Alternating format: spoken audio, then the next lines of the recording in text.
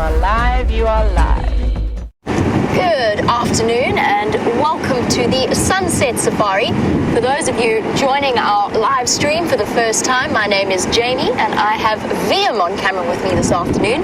James is out and about with Brian on camera looking for various wonderful magical things to show you. We're coming to you live from Djuma and Arathusa Game Reserves, which is in the Sabi Sands, which all falls under the Greater Kruger National Park area of South Africa. An area famous for its wildlife conservation, one of the highest lion concentrations in the world, and the Sabi Sands in particular, of course, famed for its big cat and in particular incredible leopard sightings. And the wonderful thing about it, the fact that it is live, is that we never know what we're going to expect. VM and myself, over the last few months, have had some incredibly unexpected sightings. Wild dogs, for example, just appearing out of nowhere, or lions and leopards coming together to try and, or accidentally meeting together to try and scavenge off a kill. So you just never know where the afternoon is going to take you. Not only are we live, but we are also interactive, which means you can send through your questions or your comments on hashtag Safari Live on Twitter, or you can email through to questions@wildearth.tv and let us know what your thoughts and feelings are. As you can hear, it is very, very windy out here in the Sabi Sands. It is, however, not quite taking the edge off the afternoon heat. It's 34 degrees in centigrade, which is 93 in Fahrenheit. So despite the fact that we find ourselves right at the end of summer and more into autumn, it is still very, very warm. Jim, you've got a grasshopper on your viewfinder. Yeah, I know. I'm going to try and hold said grasshopper, but I'm going to wait until there's a patch of shade and a nicer view before I do that, in case it turns into absolute chaos trying to catch the thing. So for the moment, you'll just have to be content to know that VM has a passenger on his camera. My plan, as it stands, although as you know, plans never quite work out as you think they might, my plan for the afternoon is to do some checking of the various water holes. Now this morning, apparently, there was one Birmingham boy on Djuma, or around Sydney's Dam actually, but he has since crossed into Simbambili. And so we have to find ourselves other wonders. And a Birmingham boy, by the way, which I keep throwing these terms out without actually explaining for new viewers. Birmingham boys are a coalition of male lions. Young males that have just conducted a successful takeover of this area and have been doing some rather vigorous defending over the last few nights.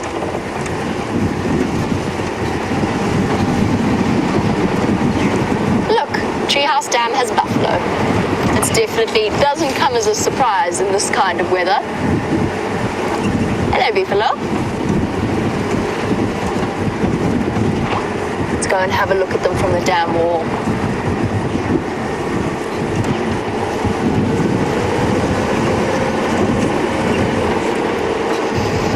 Just so in case you were wondering what James Hendry might have planned for the afternoon, well, I'm going to let him tell you most of it himself. But for now, he's doing what James does best, which is wandering around on foot looking for the hyena den. Our lovely hyenas finally made good on the fairly ever-present threat of disappearing without a trace. We're going to have to see if we can't find their den again. That is what James is currently occupied doing. Hello, boys. Don't get up on my account, it's okay. You can stay there, you looked very comfortable.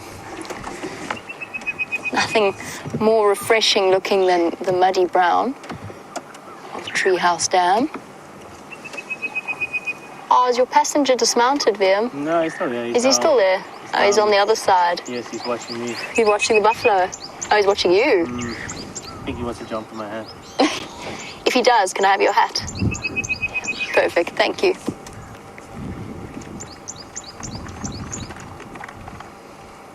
We pretty much consistently every single afternoon located buffalo around Treehouse Dam. These old buffalo bulls, fairly clearly distinguishable from the females, both from the obvious way. Also the thickness of the horns at the top of their skull.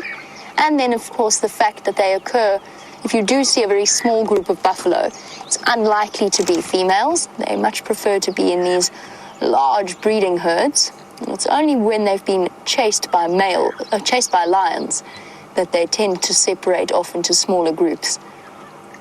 For the most part, however, pretty common to see buffalo gentlemen like this wallowing in a dam in groups of 2s or 3s, up to a group of about 15, 16.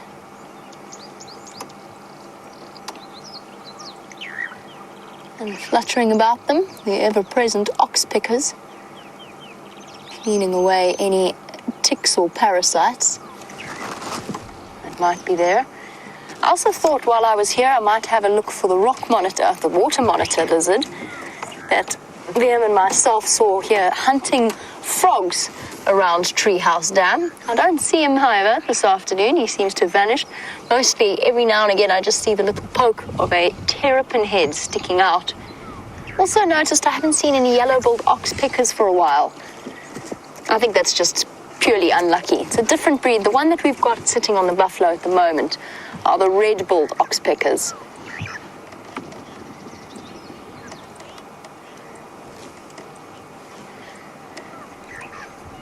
Oh, we've got, biting flies, sorry. That one was a particularly sore one. That isn't what I was going to say. I was going to say we've got two different types of bovid-like creatures on the Sabi Sands. One is the buffalo. The other is the tallest animal on Earth, the African giraffe. And Jeannie was wondering, where have all the giraffe gone? It's a very valid question. They come and they go. They move about. I don't know where all of the giraffe has gone. The last giraffe I saw was a couple of days ago on quarantine, and it managed to get away before I even thought about getting it on camera. It was before the start of the sunset safari. And to be honest, I haven't seen any more since. I'm not sure if that's because the vegetation is just a little bit thicker, so they're harder to see. I don't think so, however. I think they have just moved about. And because we've had all this rain, it has most definitely caused a decrease in our general game sightings. So by that I mean all the antelope species, the giraffe, the buffalo. They don't have to go as far, or they don't have to travel to very selective water points, which means they don't have to travel to them. Essentially, they can stay quite happily in the thick, dense vegetation of the blocks and just hide out there. And I think that's where all of our giraffe have gone. And we've never had tremendous numbers of giraffe to start with anyway. Buffalo looks as though he's got very stiff shoulders. I don't know if it's just the way that he's walking or if he's actually got a bit of an arthritic limp.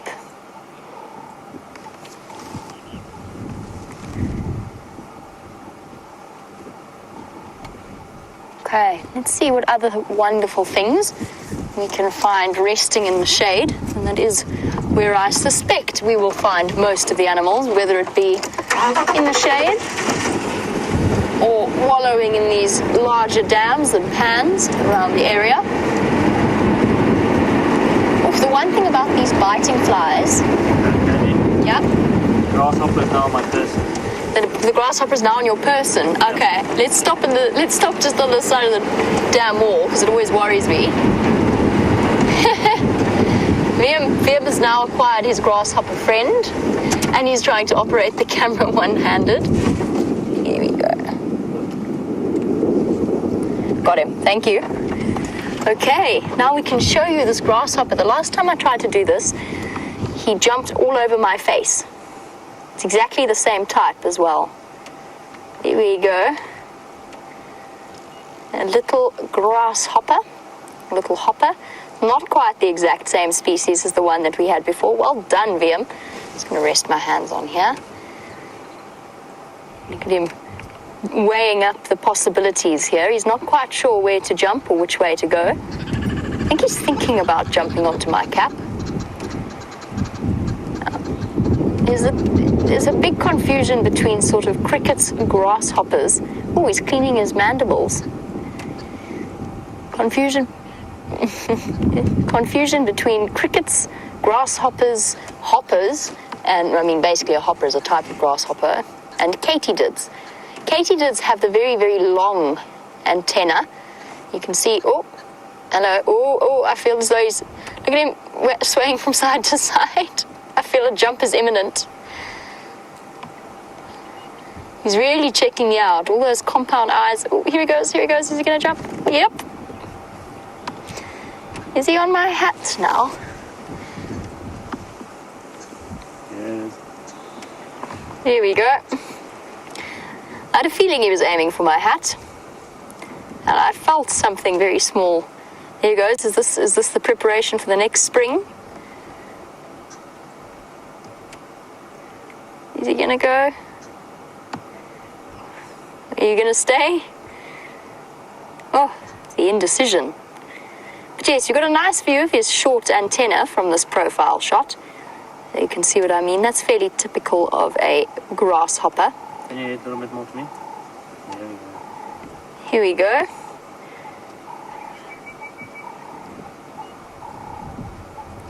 Now I'm trying to keep my head really still. It's surprisingly difficult to do when you're aware of it. You know, when somebody asks you to hold something dead still and all of a sudden you can't quite manage it. I feel like he's looking at you again. Like he wants to launch himself back towards you. Maybe he likes me. I think he does probably like you. In fact, he's probably very upset with me for removing him.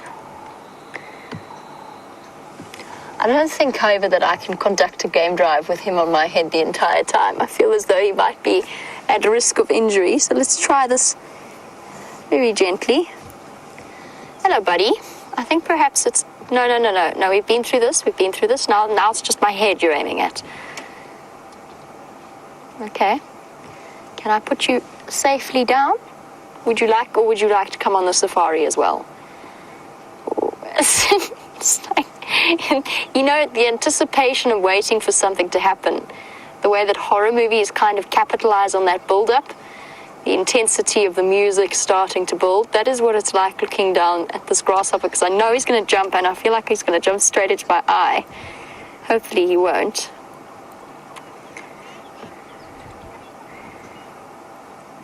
Oh, is he going to do it? The swaying stopped at least. The way he feels his way along the hat. Now, if I turn him, he keeps turning to watch me. Look at that. I've got his body facing Viam, but his head is still looking straight at me. So they've got facial recognition powers, just like we do. And he knows where my eyes are. I'm now in a staring contest with a grasshopper. I told you things don't always go according to plan.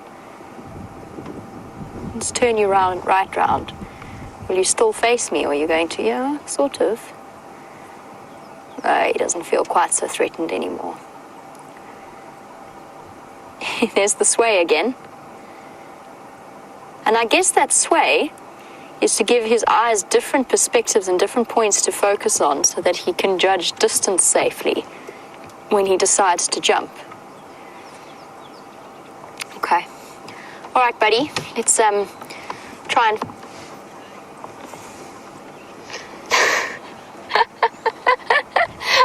Okay, Viam, he clearly he does like you. He's all yours. Oh. That's my head. Now he's now under Viam's hat. This is hilarious. That's where he wants to be, and that's where he's going to stay. So I guess that's where he'll leave him, and he can come on the safari with all of you. In the meantime, I do believe that James is back from his slight walking tour. Let's find out how that went and what he has to say to you all.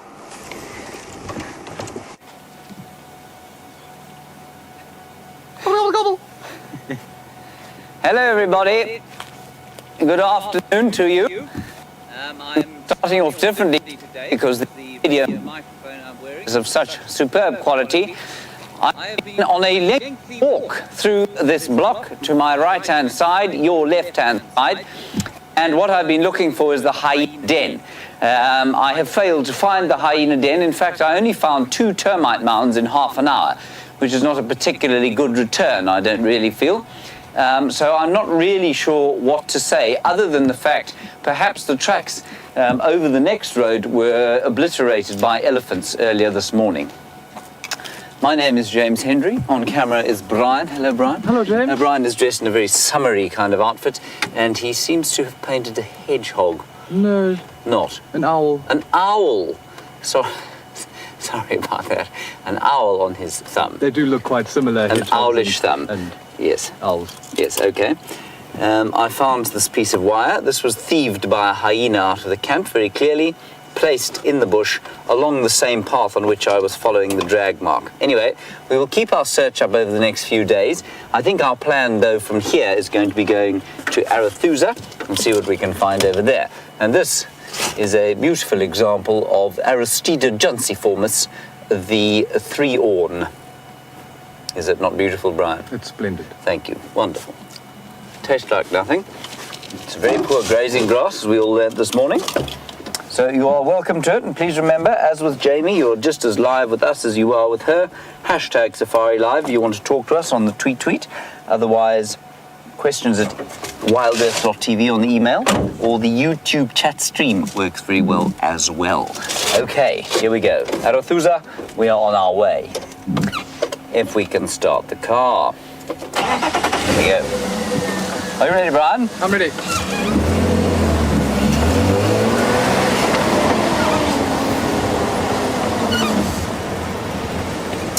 Now, Aaron, you're wondering about the mating leopards from Sunrise Safari. We didn't see them, of course, everybody else, especially those of you who missed the morning drive. They were seen to the south of us on Hoffman's, which is a reserve just to the south. Tingana seems to be with Tundi, so she's obviously not fallen pregnant yet, despite his attentions last month. So Jamie did head down that way. She headed towards Treehouse Dam, and so I think that they probably might pop out there sometime during the course of the evening. Remember, they are cats, so they will do quite a lot of sleeping in the middle of the day. They were heading north towards us. They didn't cross during the course of the Sunrise Safari, and they certainly weren't around when I went down there at about 11:30. I was there around on foot, and I couldn't find sign of them there. So we'll keep checking the area during the course of the afternoon. We'll monitor the radio on that particular channel that they use in that area, and we'll keep going and looking for that, Aaron. The other interesting thing that I discovered while I was on foot today, and Brian will be quite interested in this, of course, because we have been attacked, savaged, mauled indeed, by thousands of flies. In fact, all around Brian's head as I speak are thousands of flies. Now, Brian said to me today, they seem to just come out of nowhere. And indeed, that is precisely what they do. They sit on a bush and they wait. And this is what Brian and I were postulating they did this morning. And as I ran past a bush today, suddenly I was inundated. I was going along the road. I was in a beautiful, clear, lovely air. And suddenly there were 500 flies around my head. And it happened as I went past a bush. They'd all been resting there. And that's obviously their strategy. So they'll sit on a bush, and then when some form of animal life goes past, they will buzz off and fly all around it. So if it was a buffalo or an impala, or in fact a human being, that's what they do. And that's quite interesting. I've always wondered how they managed to get hold of us, and that's what they do. They lurk, waiting in an opportune place, and as you go past, they land on you. Then you can get rid of them, of course, either by driving at a great speed, which is dangerous and unpleasant if you happen to be watching the screen, or you can spray them with various kinds of insect repellent. Brian, you've got your insect repellent today.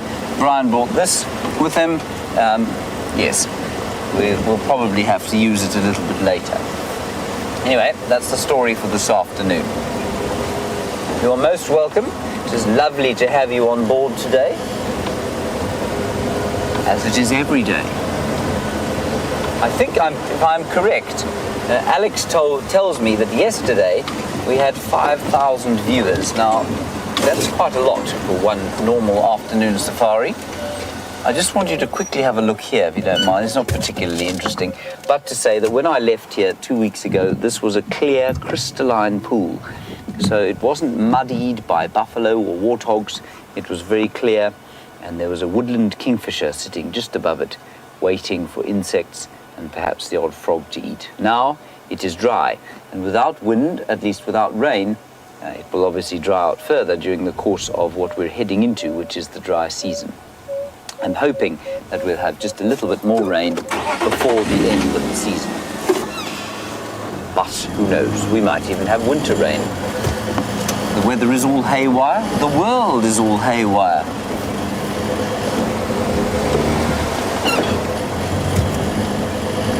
I must just thank Judy H, of course, for all of her flower identification.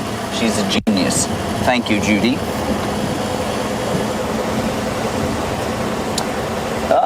Lucy in Indiana, you want to know what the cameraman does while he's alone when the presenter goes off walking, trying to track something. Brian, would you like to answer that question? Not very much. Not Sit, we look, and we wait in anticipation for the presenter to return with the splendid news of finding something. There we go. And in this case, very disappointing news. Brian's face dropped like a stone. I was thoroughly let down. So it goes. Thank you, Lucy, for that. Now, the hyena den, I think, is in this block, but like I was saying, I was walking through there, and of course you go basically from termite mound to termite mound to see if there's any evidence of excavation. And there are so few termite mounds in that particular area because it seems to be a seep line, which means that the soils are shallow, there's a lot of subsurface rock, and that means that the termites, which get well-drained soils so that they can dig down to the water table and then build those mounds, they won't be in that area. So I think that the drag mark, which was, it was a hyena dragging something around there this morning, and I think it probably goes quite a long way north. Anyway, they'll turn up eventually, don't worry.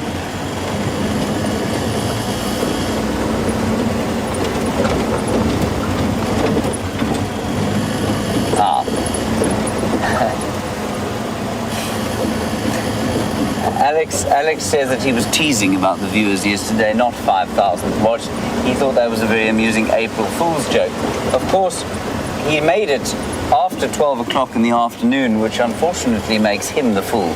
I'm not going to tell him that because he's a very dangerous Russian, but well, I'll tell you that and we'll just keep it to ourselves. That's right.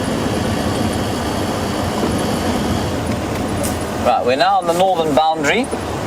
To the right, the fire break, which has not been maintained much.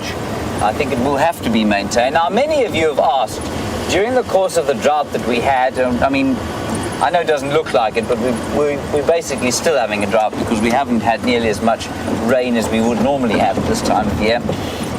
Many of you asked about fire and the risk of possible fire in the area. Now, if you look around here, you can see that compared with 2 or 3 years ago, 2 or 3 weeks ago, there is a lot more grass. Now, grass, when it gets long like this and then dries out, is the fire hazard. So, now I would say to you, yes, if it goes into the dry season and all of this grass turns to brown, to that lovely golden brown color that it does in the winter time, then it will be a fire hazard. But with it so short like it was before we had the rain, it was a fire hazard, no matter how dry it got. I stopped to look there because there are a lot of hyena tracks around here. And Brent reckons that they've gone north into Buffalo's Hook, and I distressingly am starting to agree with him. It's not a wild dog track. No, lots of hyena tracks going up and down. Buffalo's Hook is only just off to the right-hand side of just inside here somewhere. Keep an eye on, probably about 100 meters. Now, let's, for the meantime, go to Arathusa, the northern section we can find the Sabi Sands. I haven't been there since my return to traverse there, but the hyenas may have found some salubrious accommodations in that area. I quite like the term salubrious accommodations, don't you, Brian? Rolls off the tongue. It rolls off the tongue. Yeah, plenty of young hyena tracks too, small ones. It might just be in here, you know. Anyway, we will keep looking. Just hoping it's not a wild dog track, no, it's a hyena track. Well, that might just be just inside here somewhere. We'll keep an eye out. But let's, for the meantime, go to Arathusa and see what we can find there. I haven't been there since my return from leave, which was actually only 2 days ago, so that's not surprising. Hold on tight, big bump. Don't spill your drinks.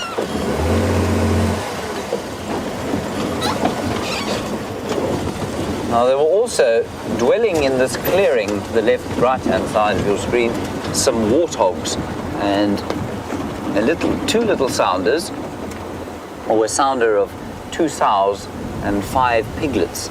But I don't see them anymore now. I wonder if they have either been devoured in my absence or moved on to a different place. But this is now an ideal place for a warthog to live because there's grass and it's what we call a sodic area, so lots of sodium in the soil, very rich, good grasses. Warthogs tend to love this sort of area. Let's have a quick look at Sydney's dam before we head to Arathusa, see if anything's coming down to drink. It is about 34 degrees Celsius. That is 93 Fahrenheit, if I'm not mistaken. There's more drag mark.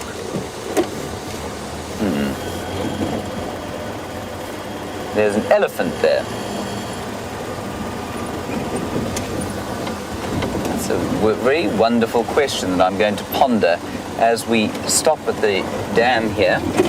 There is an elephant there. I'm not sure where the lion went from this morning. Oh, he went into some Bambili, that's right. There is an elephant. Brian, you'll see him. Genevieve's question from New York is a lovely one, and it is, have I taken on any lessons from observing the animals out here? Have any of the animals given me something to think about and sort of apply to my own life? Genevieve, I suppose the most obvious answer, and it might be a little bit twee, is to say that, you know, an animal out here lives for the moment. It is unable to worry about the future. It's unable to worry about the past. Well, I guess in the case of an elephant, it can worry about the past if it's had a traumatic past, but I don't think they dwell too much on that because the business of surviving every day is such and is so difficult that you can't really concentrate on anything else. And I think that's a very good lesson to have learned from the animals out here. So there is the elephant there, of course, seems to have a floppy ear. You see that, Brian? That broken cartilage. So we know him. I think he's a young bull, and he's got definitely some broken cartilage in the ear there that has resulted in him looking slightly like a basset hound. He does look a little bit like a dog, doesn't he? Let's have a look with these spanky new Justin Bieber binoculars that I've got.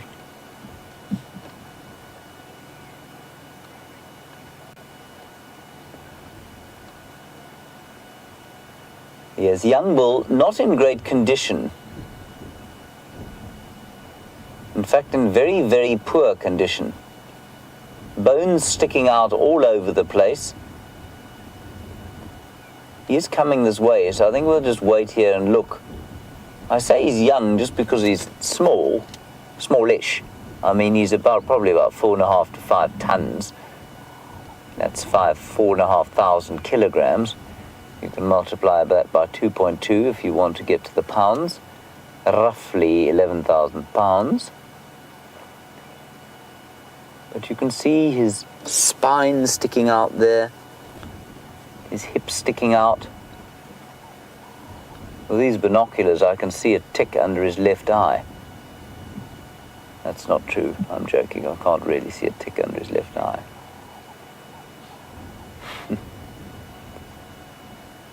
He's coming this way. Let's wait for him, I think.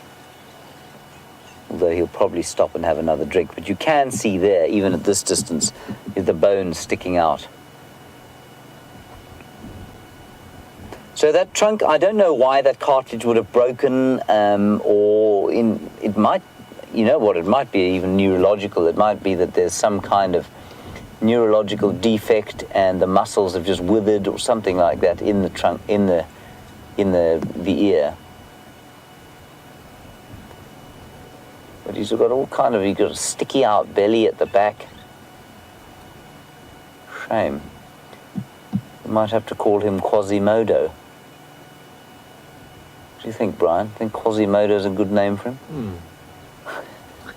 Not so much.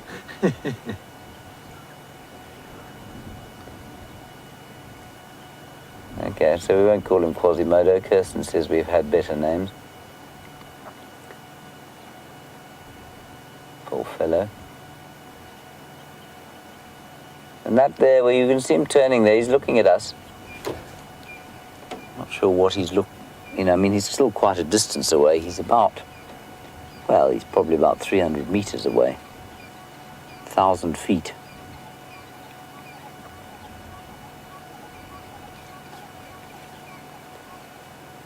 There's one thing this job does for you is improves your times tables immensely because of the need to convert continuously between the imperial and metric systems.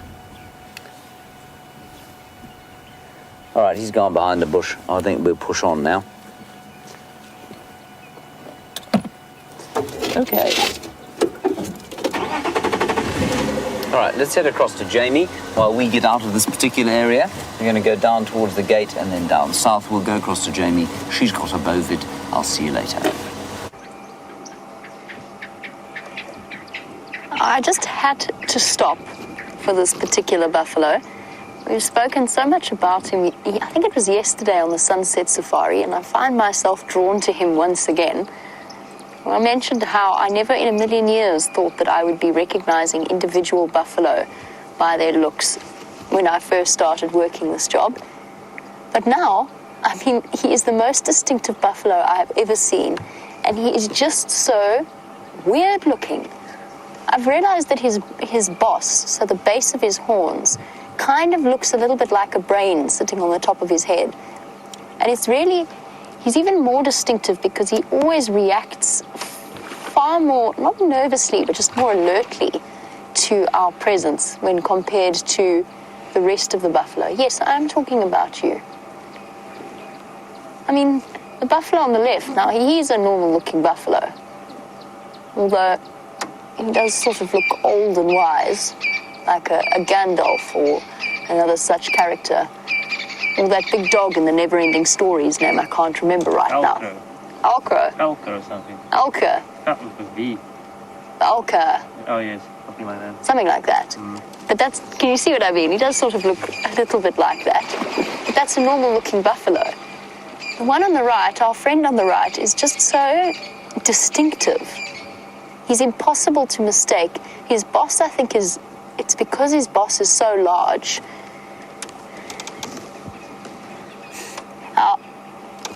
Brian offered up a suggestion yesterday that perhaps it was an actor from one of the Twilight movies. I'll leave it for you to work out which particular one we mean.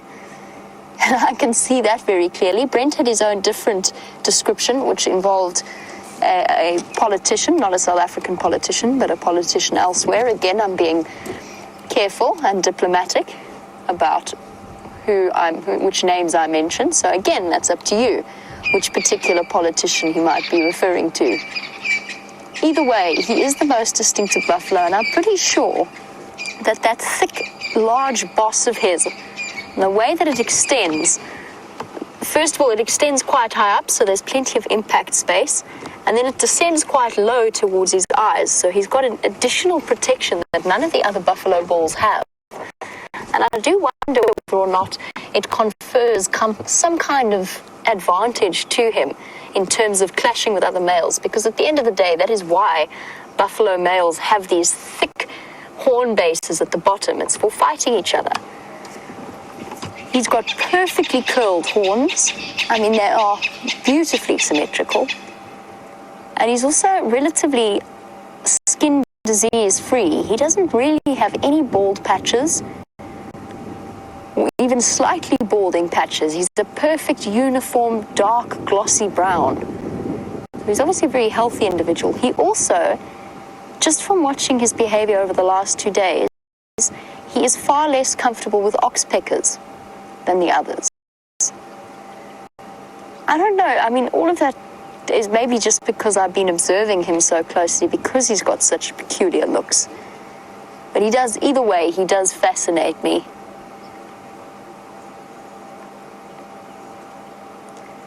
And the buffalo are having an amazing time in the Twin Dams Mud Wallow Spa. There's actually something I didn't notice before, but there's actually even more in the muddy parts in front of me, sort of hidden behind that leadwood bush. But yeah, there's some more buffalo there. Let us continue on. I didn't actually need to stop for more buffalo bulls, but it just sort of happened that we encountered him again. Also learned a great deal just by being able to identify that particular individual, but I've observed a great deal about the way in which buffalo bulls move around an area, because he seems to do a big from Twin Dams to Treehouse Dams to these pans and then back again.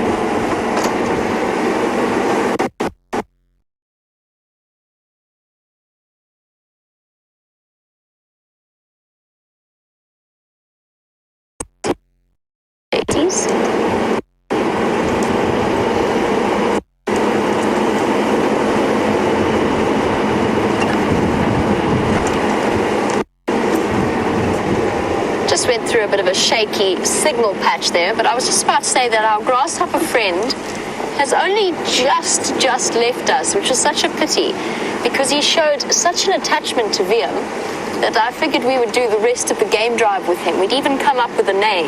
We were going to call him Hopscotch, and he was going to enjoy the safari alongside us, and I was going to ask for his opinion on things. Unfortunately, I think he has finally left Viam. He might be around here somewhere. I don't know where he went. Perhaps he found himself a greener tree or something. Does seem a pity.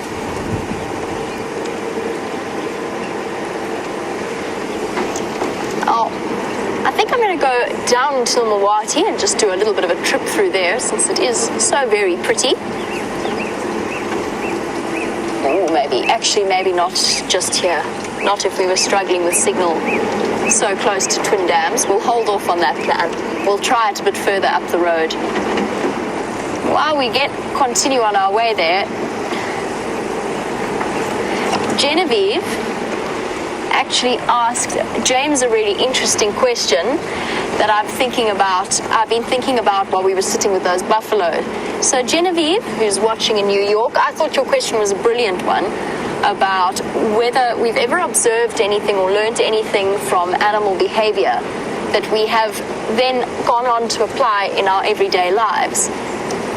And it's a brilliant question. I would love to know. I think the biggest one for me is that constant observation and trying to read body language of not just animals but people as well in my immediate surroundings. That, of course, is how animals communicate. It's what we spend most of our day-to-day lives doing. Let me just go through this dip.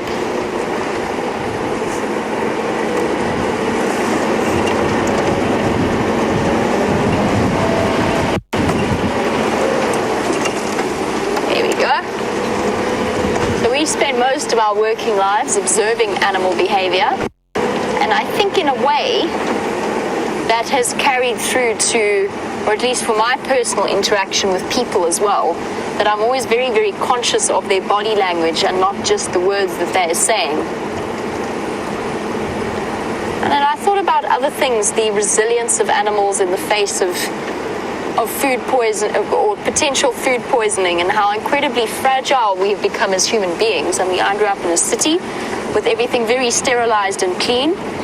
And it's only in moving to, not only, but it's especially since moving to the bush and moving out of the city and spending time in some good clean dirt.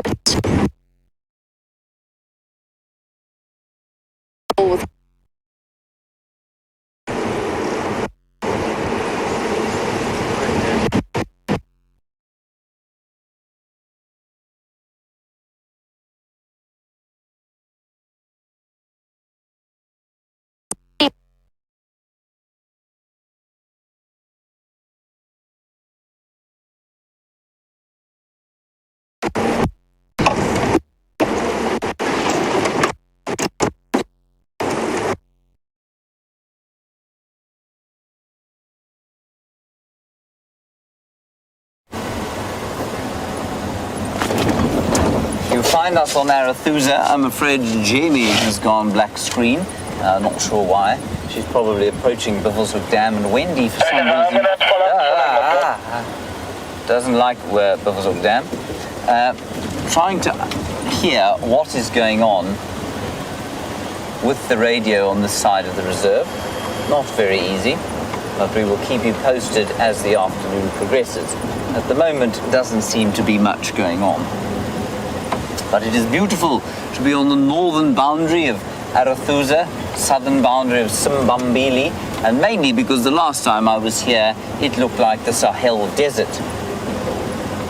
And now it looks like the green valleys of Wales.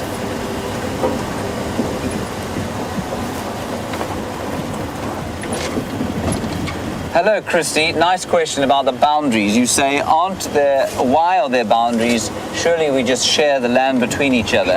Well, Christy, no, unfortunately, that doesn't seem to be how it is.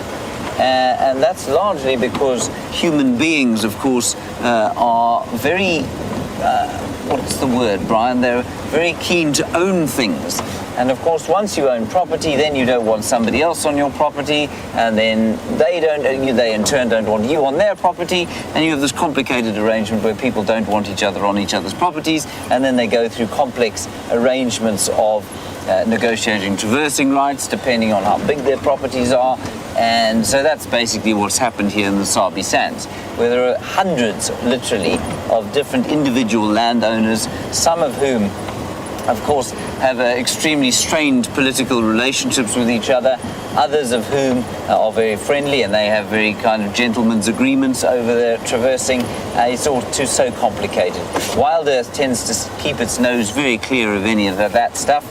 But basically, because it's not government land and it's broken up into very small pockets of land, all privately owned, that's why there are boundaries we're not allowed to cross, but the animals can. The other reason, of course, and it's quite simple for Wild Earth, is that we can't go everywhere. Even if everybody said, you're welcome to drive anywhere you want, we couldn't do that. Look at this glorious mud. Brian, is it not glorious? We couldn't go anywhere we want because, of course, the broadcast range of our vehicles and the towers that we have is limited to a certain extent. And while we could certainly cover the Sabi Sands and broadcast equipment, we don't have the infrastructure at the moment to do that. There is some glorious, smelly, delicious mud. If I was a warthog, I would be lying down in this mud right now, given the heat.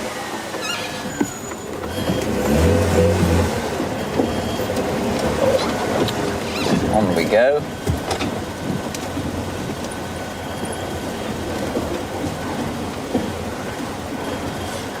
Now, hello, Lady Macbeth. Your question dovetails very nicely with the last one about private property. And you want to know about controlled burning, and is there controlled burning in the Sabi Sands? Well, yes, there is. But because each landowner thinks that he's a bit of a conservation expert, and in some cases they are, in some cases they aren't, and because there is such an enormous variation in what's the right thing to do and what's the wrong thing to do, what you find is that the burning regimes on the different properties are very different. So some people don't burn at all, some people burn once a year, and it's all very difficult to kind of maintain a one big picture in the Sabi Sands. Whether you should or shouldn't burn, I think there's definitely a very strong case for it every so often, and some people certainly burn. And where I used to work down in the south of the reserve, where the properties are quite a lot bigger than they are up north here, we definitely did burn quite extensively. But so the natural situation would have been where it would be like this at this time of the year. Then over the course of the winter, the grass will dry out, and then by the time September, October came along, you get lightning strikes with the first storms that came through. And those lightning strikes may or may not create a fire. I'll carry on with the story just now. Let's go quickly across to Jamie with the Nyala. We've just come across a group of barking impala, alarm calling straight into the drainage line. All right, everybody keep your ears or your eyes peeled. they've seen something and it's probably a leopard. Looking down in here. Let's just stop for one moment and just listen again.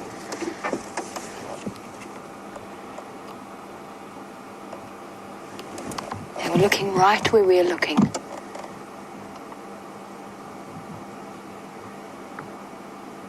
Now this is one of Karula's favorite spots. Where is this leopard? Almost inevitably, a barking Inyala is barking at a leopard. Unless it's a lion, which could also be a factor or a possibility. In this drainage line, I'm going to go a little bit up the drainage line, see if we can't look back. If I can't see anything, I might need to go for a little bit of a stroll. Just to double check. They were looking exactly in where I've stopped here. But that doesn't mean that the leopard hasn't moved away. They came up out of the male came up out of the drainage line. And they were giving that boo, boo sound that Inyala do when they're alarmed. Let's just go poke our nose. There is an easy route in here. Let's go poke our nose in here.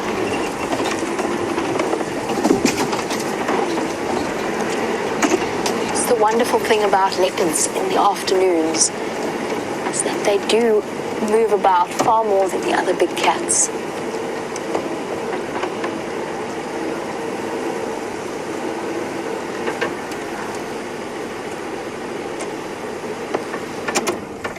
Everybody keep looking, particularly since the leopard was spotted. We're looking for that flick of a white tail. The underside of the leopard's tail is the part that shows through the most clearly, even though they are very, very cryptically colored.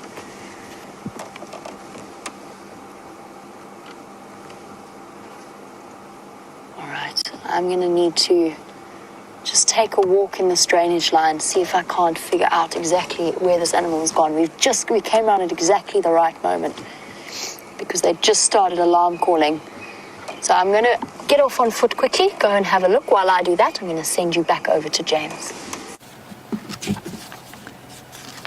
I'm just trying to identify what those things are, everybody. They're enormous, sort of about an inch long each, bugs. And I don't know exactly what they are. I'm just paging through the book now, trying to find them. I think it's called a frog. I think they're frog hoppers, or hoppers of some kind. Although they look a bit large, but they are of that sort of shape. Spittlebugs and frog hoppers. Yeah, they do look a little bit big, though. Anyway, they are quite impressive, I think. 30 to 35 millimeter, well, that's about an inch long. Yep, could well be a spittlebug of some kind. So they've got that kind of blunted nose, as you can see, and elongated back end. I think they're rather spectacular.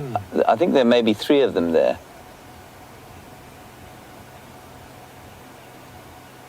Was it just 2? Maybe 2 with a much smaller... There's a third. There's a third. Look at that. Maybe they're beetles.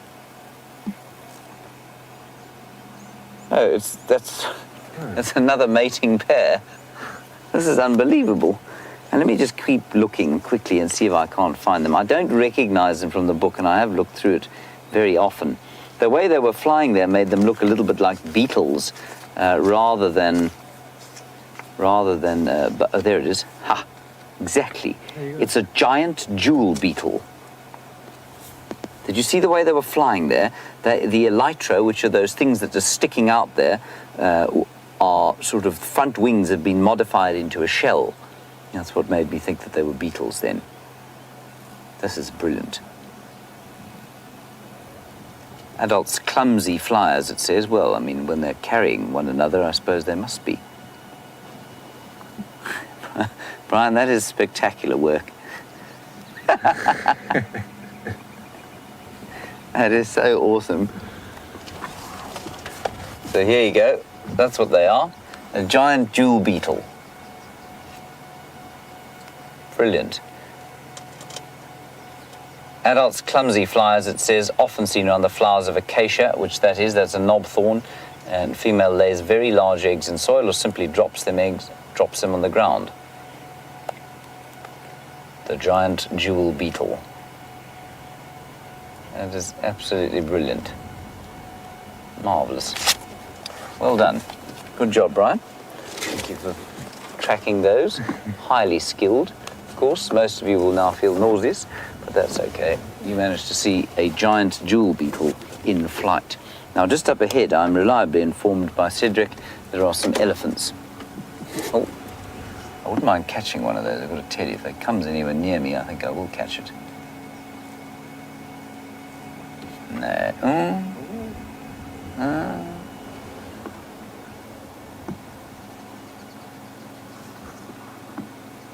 Very cool. You think it's going to come, Brian? Maybe. If it lands within reach, I'm going to try and catch it. No. I'll just rip my hands to shreds if I try and catch it in that tree. Very, very nice to see that. A giant jewel beetle.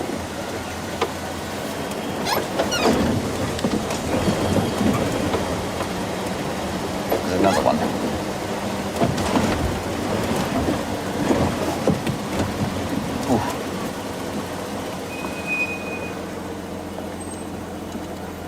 Cindy, in North Carolina, you want to know if we get caterpillars? Sorry, I just want to see if this thing lands, because I think if we can get it close, it'll be really impressive. I think it's gone. You want to know if we get web-making caterpillars like you do in the autumn there. Cindy, I'm not sure which ones you get there. We certainly get some, not web-building, but certainly silk-producing caterpillars out here. And I'm just trying to think of an obvious one. I think most of them produce some kind of silk, and certainly, but nothing that builds a very obvious web. Most obvious sort of home-building caterpillar we have out here, something called a bagworm, which makes itself a nest of sticks. We had one in camp the other day, actually. Yes, in elephants, just up ahead. Two little ones over there, just throwing dust on themselves and showing how tough they are.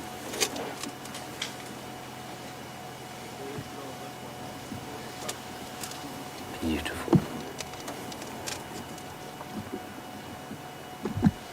So we're now quite deep into Arathusa, and so while the elephants do move around a lot, at the moment we've been seeing fairly regular groups.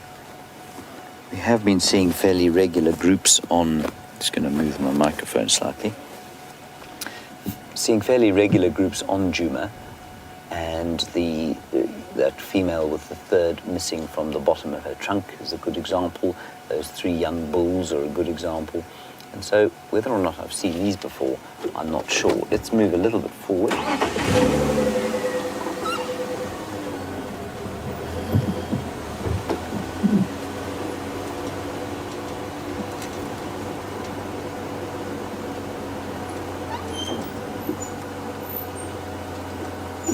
Just sneak slowly off-road here. Have a very quick look. I don't want to disturb the sighting that the guests are having over there. These elephants don't seem to be that fond of cars. There we go, there's one big cow with them. Very large cow just over the top of my head there.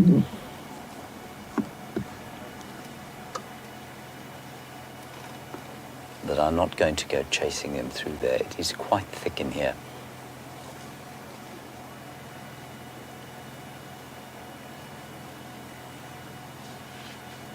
There you can see the ears flapping, which of course is very important for heat control in the temperatures that we're having at the moment.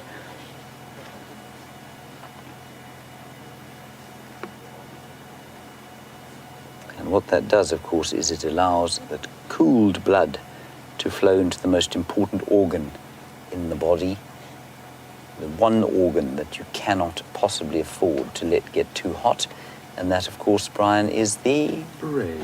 Correct. Well done. The brain. If your brain gets too hot, everything else goes kawula.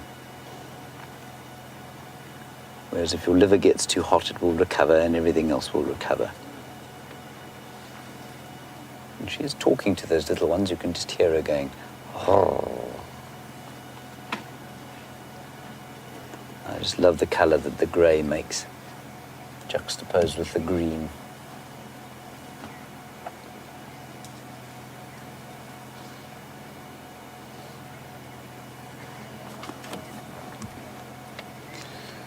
Hello, Wolfgang.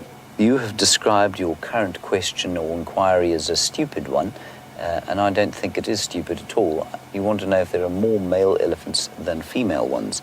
No, I don't think there are at all. I think it's probably pretty much a 50-50 ratio.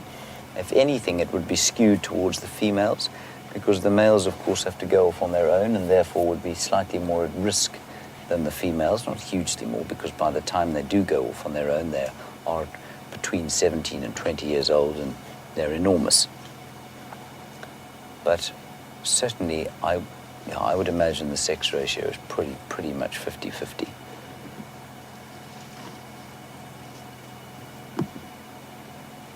And you can see them loving the grass, just eating and eating and eating this fresh greenery. None of them seem to be picking leaves off the trees or eating the bark like they were 2 or 3 weeks ago. And that's as it should be for this time of year. You might also be able to hear that wonderful slapping sound of the ears coming back onto the body, also slapping off flies that are bugging the elephant.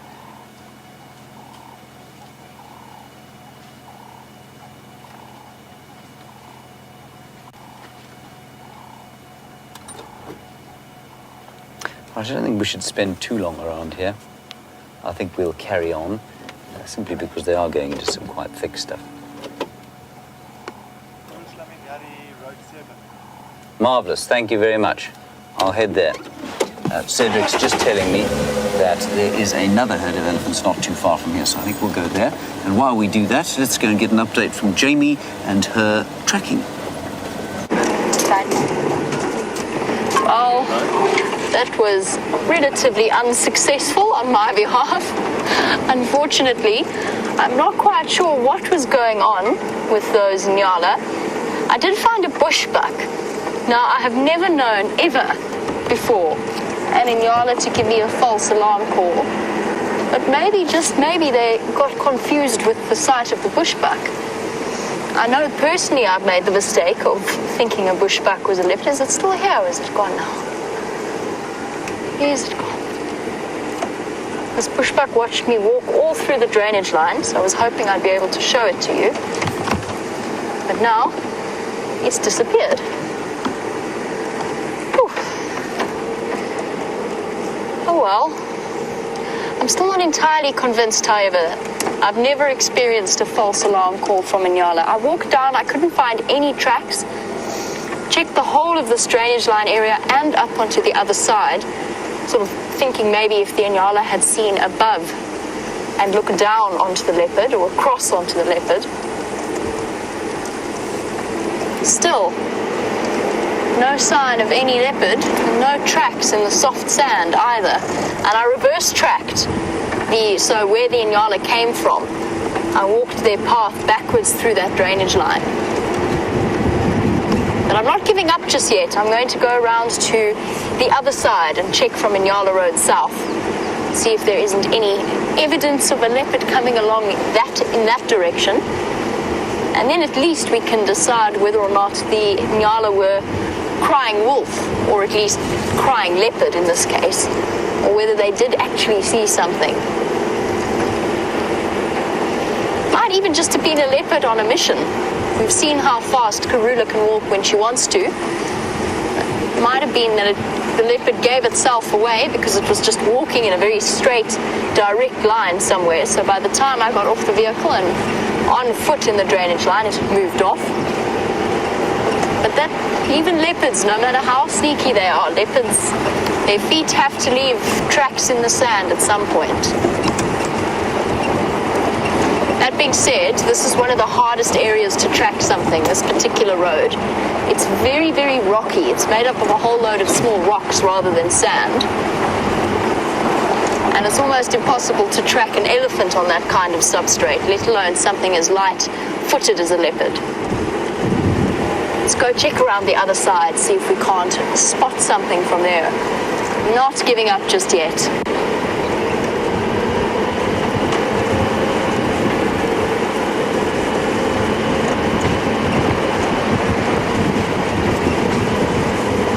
And that does bring me back on the subject of not giving up and tracking leopards. And the Inyala alarm calls. That does bring me back to the question that I was answering about things I've learned from animals that I've carried through into my everyday life.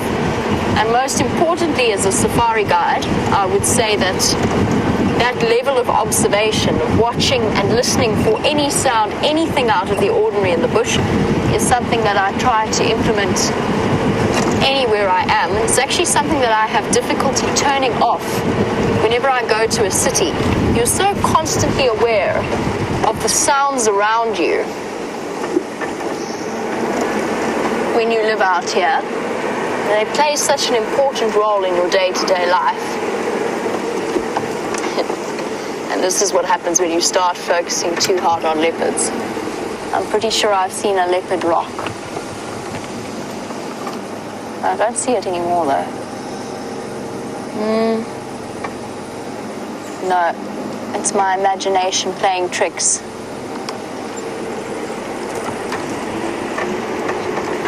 You never know.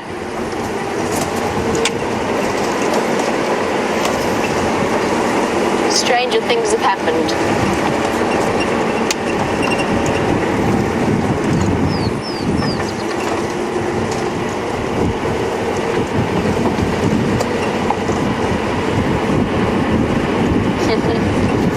And Michelle in New Jersey, you are correct. It does.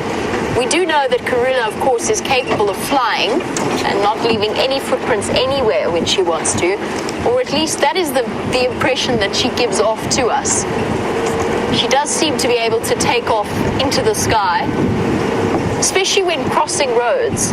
You can drive down a road at slower than walking speed, looking for that cat's tracks when you know she's walking in that direction. And if she doesn't choose to walk along that road, you won't find where she's crossed. She's so capable of ducking across quickly. The one thing I was careful to do, as unlikely as it is, I think that Karula is still denning to the south of us, but I was exceptionally careful in walking through that drainage line. So there's always, once you lose track of where a leopard's den is, you never know where it is. And although I don't think she would have moved it this far in one go, and I think that she's still on Little Gowrie, so the property to the south of us, I definitely wasn't going to take that for granted. So I very much kept my distance from some of the thicker, more covered areas in there.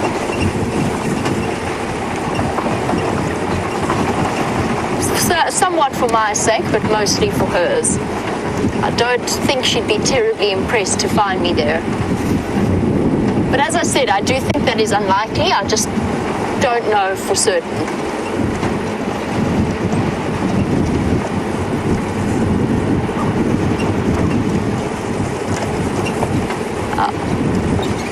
I know that many of you, just as we are incredibly excited to be seeing Karula's cubs. And of course, she's got to very kindly bring them back north across our southern boundary so that we can have a look at them.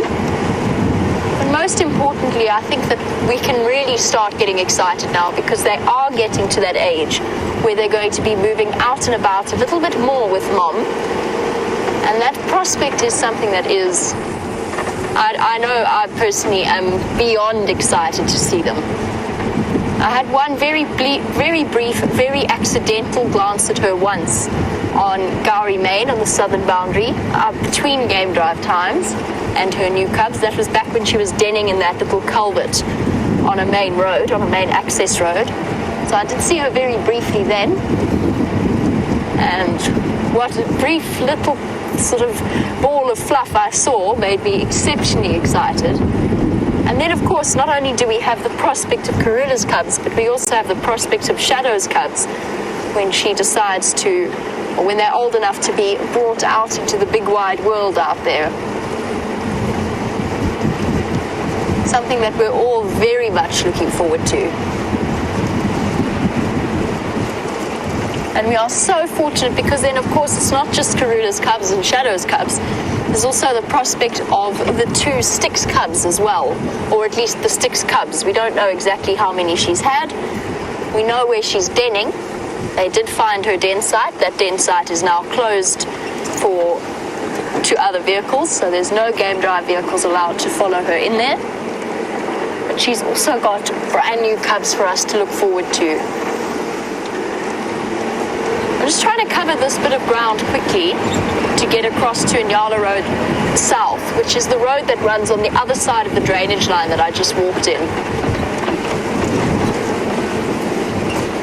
And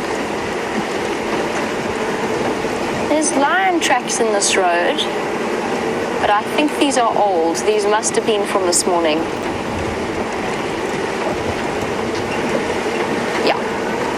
These are even older than this morning. These are from 2 days ago.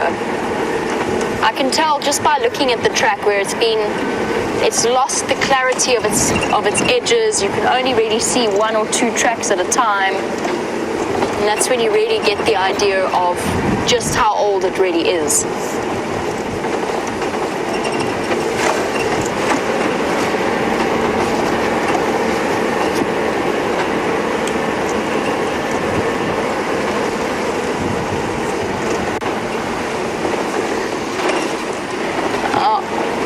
We've had some extraordinarily good luck with leopards and lion sightings recently.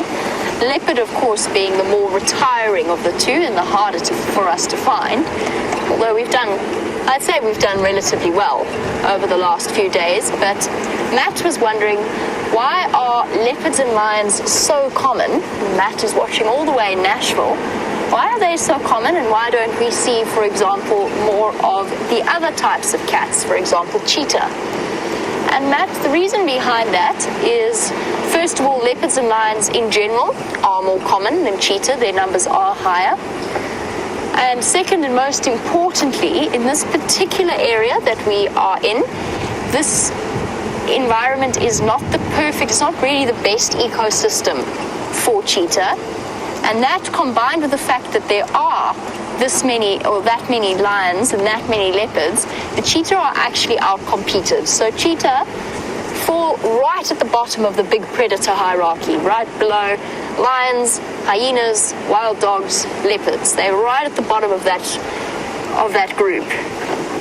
As such, they are often outcompeted and bullied and quite often killed, especially by lions, in areas where those animals are in high density. So they try and avoid them and move about the outskirts. That being said, when we do start to traverse on cheetah plains, which is another really, really exciting prospect, having discussed the cubs, now we've got the possibility of extra traverse area and a new place to go and explore. The cheetah plains has got big gabbro clearings of just grassland, and sort of grassland mixed with a couple of shrubs every now and again, so that a cheetah can sneak up to its prey and yet still have the open spaces to utilize that incredible adaptation and specialization they have in terms of speed. So Matt, we should be seeing, fingers crossed, we should be seeing more cheetah very, very soon. Maybe even to the point that we'll be able to start to really get an idea of their different characters.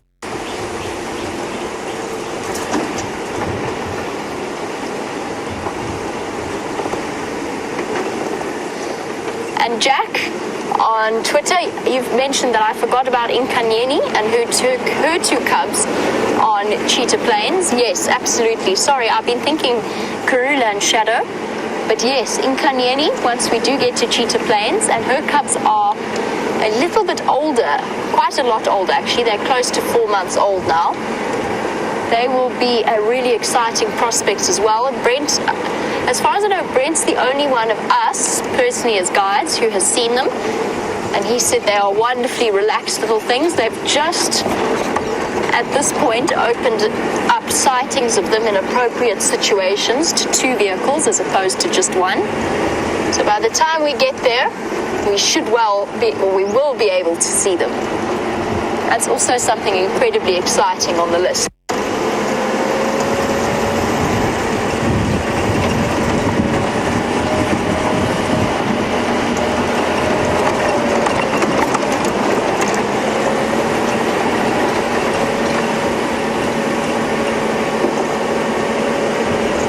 Now, as we continue a little way along here, we should come out almost exactly opposite to where I went in walking to that drainage line.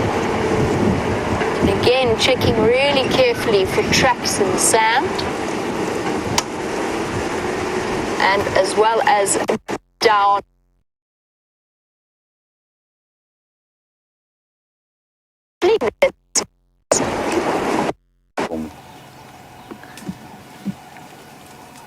Buffalo, everybody, a breeding herd of buffalo grazing through the verdant lands of Arathusa. And just behind them there's a herd of elephants, but we can't see them at the moment. We have been told that they're around here. And they are just loving this new grass. You can see a couple of calves, cows, and the bulls. There will be bulls within the herd, but not the big old chaps that we see normally, especially around the Djuma Pan.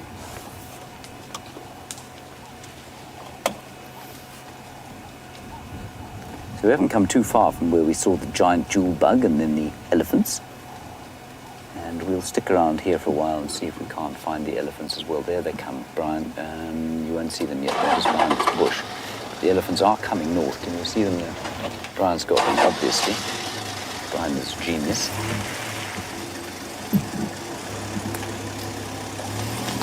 There they are. And isn't the colour just wonderful? Sun slowly starting to soften the light as it sets off to the west there. Couldn't really ask for a better Saturday afternoon, I've got to tell you. I'm just going to sneak forward a bit. I am speaking more quietly when we're around the other vehicles because I don't really feel that they should be subjected to my loud voice. So if you can't hear me, let me know, and I shall speak more clearly and crisply. Now, what is interesting here, Brian, do you notice how these cows are not in as good a shape, I don't think, as the bulls we saw this morning? Their hips are showing, their ribs are showing, and that's probably because they have to spend more time moving around than the bulls do. The bulls just go from water point into the grass, then they eat a bit, and then they go back to the water and chew their cud. But if you're in a big herd like this, you've got to move, because obviously you denude an area of grazing very quickly. So although they're looking better than they did when we went on leave, I must confess that I don't think they're looking particularly wonderful. Just a bit ribby, you can see there, a bit hippie. And of course, for the females, well, this is pretty obvious, as you can see there, just behind this cow is a little baby, just behind that bush. There's a calf, and playing around, and of course, so the nutritional demands on a cow, there it is. And the nutritional demands, as you can see there, far higher on a cow than they're ever going to be on a bull. That's new. That's a very new calf, probably about a week, maybe 2 weeks old. Isn't that sweet? That's very sweet. And just in front of us now, Brian, is coming an elephant.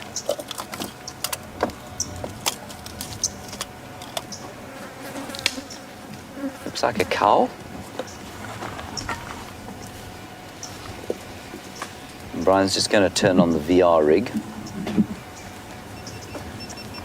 And of course, the buffalo are a little bit nervous of the elephant, so they're moving out of the way quite quickly. Now, she is definitely looking at us, but now she's moving off.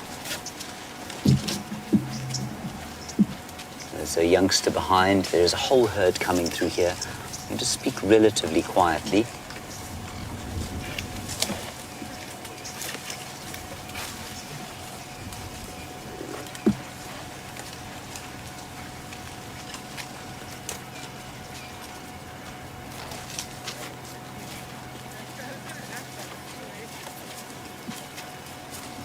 Beautiful.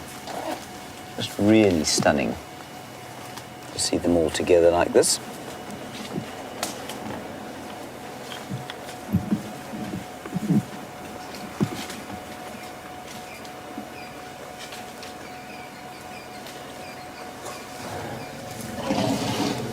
There you can hear them calling now. So a small herd. I'm not sure, they told me it was an enormous herd, but it's not a very enormous herd at all. Let me just move out the way for these people. Aye. Good, how are you?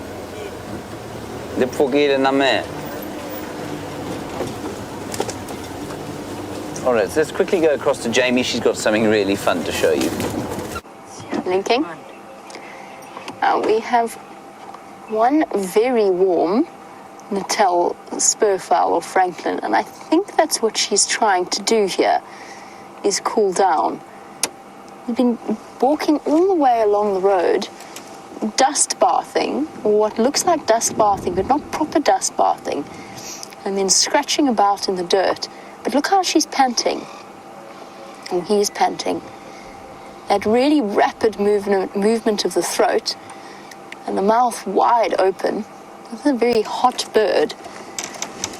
I actually almost even considered the possibility that this is a bird looking to lay some eggs. Just by that, you see what I mean about these strange actions? Because she digs into the soil, but isn't pulling anything up. So it's not like it's digging for seeds or for food. And not really throwing the dust over the shoulders or the wings in the way that a normal dust bathing bird might usually do. Which sort of is what made me think possibly trying to cool down, or even consider the possibility of looking for a spot to lay. Oh, there we go. Maybe it was just a dust bath. You see the clouds of dust that just went out of her feathers. Actually, it's probably his feathers. I need to look at the spur on the back of the legs to be able to tell you. If it's particularly pronounced, then it's a male. If it's not so pronounced, then it's a female. Here we go. Process being repeated, or are we done now? It looks like a male. Just looking at the spur that I can see there.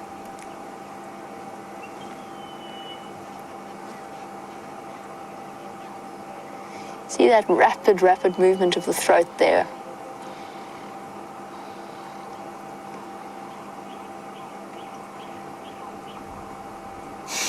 Here we go again.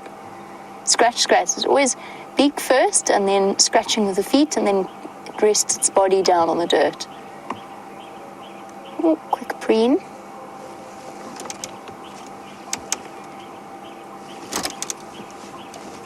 Amazing how this whole process has repeated since I first spotted it, all the way up the road until now. I mean, I guess it is a dust bath, but it's just maybe a little bit more of a lazy dust bath, because he hasn't bothered to fling the dirt over his shoulders.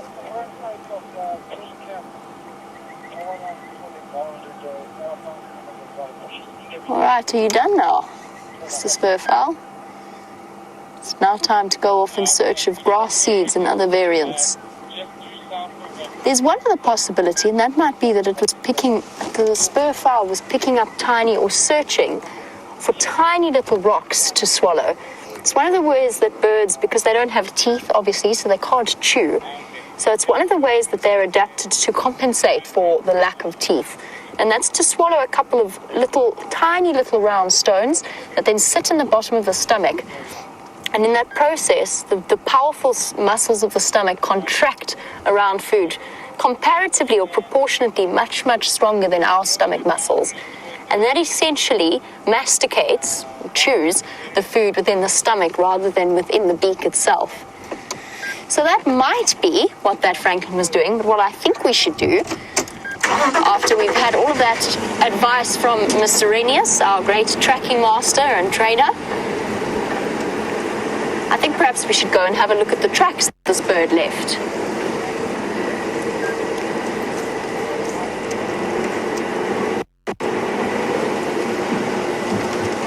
Will you be able to get from there, Vian? And a little bit, I mean, that patch there where it's scratched a little bit higher, or is that a bit too... There we go. There we go. That's what the track in the sand looks like, where a spur fowl has scratched about. There's a little bit there, and there's a little bit higher up as we go. If we go a little bit higher, you can see the claw marks. Oh, sorry, didn't take my foot off the brake. You can see all the claw marks and scratch marks and scuffles. So, there you go. For those of you who are fortunate enough to be watching this afternoon, you will never be bamboozled if I ever stop to ask you about a track that looks like that. And there goes the Franklin's feet. Him tracking him beautifully on the camera. And there you have it. 3 toes of roughly about, or a track about 6 centimeters in length, 2 inches in length. You're going to all be building up your track scrapbook that we've been speaking about on the last few drives. Different screenshots of different types of tracks. And tracking is not just about the leopards and the lions, it's about the little things like that as well. We had a question about, in sort of explanation as to what that bird might have been doing. And Rebecca has suggested that perhaps it was to do with a process known as anting. Now, anting is where, for those of you unfamiliar with birds, anting is where a bird settles down over an ant's nest and lets the ants crawl all over it in order to rid it of, and they will actually go and they'll clean the mites and the parasites off the bird's feathers. The other thing that happens in that whole process is ants often will release, or certain species of ants will release a formic acid that will also help to almost fumigate the bird's feathers and the way the bird's sort of the spines along the feathers and keep them clean and free from parasites. And for a bird, with its feathers and its wings being such a crucial part of the way that it moves and the way that it flies, that is keeping those feathers clean and pristine and in good order is such an essential part of its day-to-day business.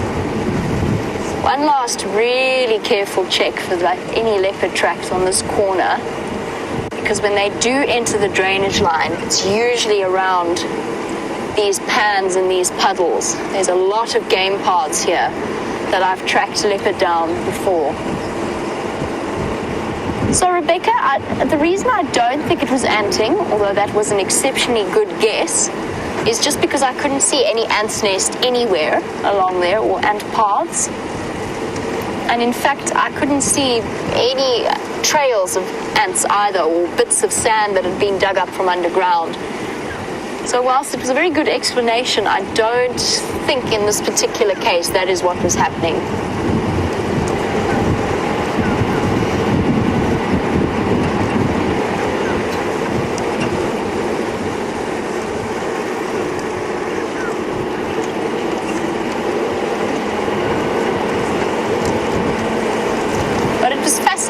To witness nevertheless. And dust bath does actually in a way work in a similar way to anting itself, in that they're throwing the textured dirt over them and it gets into the gaps within the feathers themselves, and sort of once they've shaken that out, it catches trapped tiny little pepper ticks and tiny little mites and fleas even that would be sitting on the bird's feathers.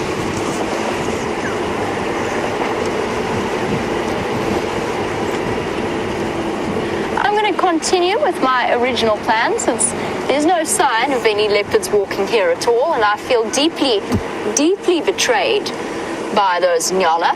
I'm going to continue on to Buffelshoek Dam instead. In the meantime, let's find out what James's plans are. I'm afraid those elephants disappeared, but there are apparently reports of others all over Arathusa, and we're not too far now from the Arathusa Dam, which is good news. Tracks of hyena here, evidence of elephants, of course. This piece of branch was picked off and broken by an elephant at some stage during the day. It's even scraped some of the bark. You see that, Brian? Astonishing stuff. All right, let's carry on before the excitement becomes too overwhelming for us. Well done, Brian. Stout fellow. So we're going to have a look at the water at Arathusa. I haven't seen any since the rain.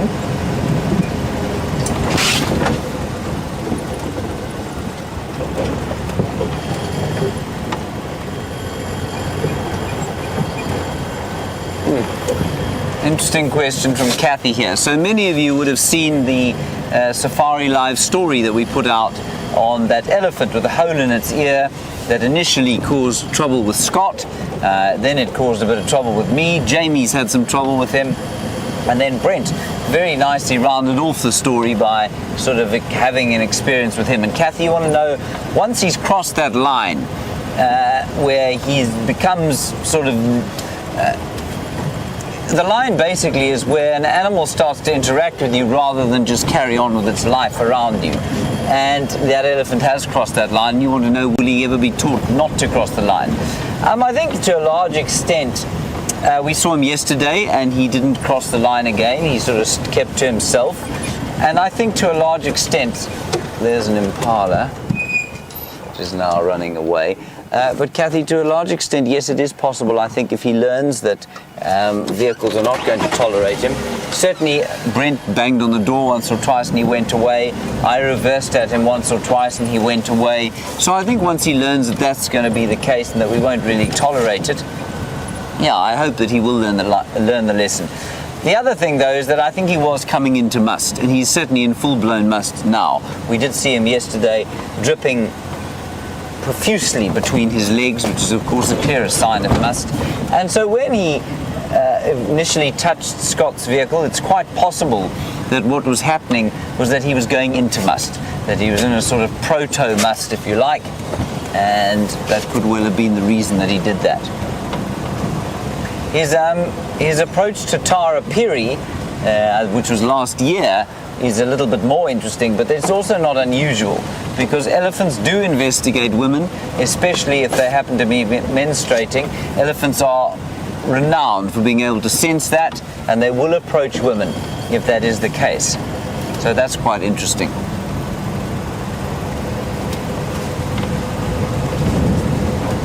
Nice question that. Thank you, Kathy. Let's get up towards the dam now. See what we can find there. Not much going on. I will tell you though that Shadow has been found. Cubs are okay on the main road. Unfortunately, we're not going to view those cubs before they're 2 months old, so we've got another 4 weeks to wait before we view them. But I think if we see Karula's cubs, we would definitely have a look at them. Regardless, we're going to have some very nice cub action fairly soon.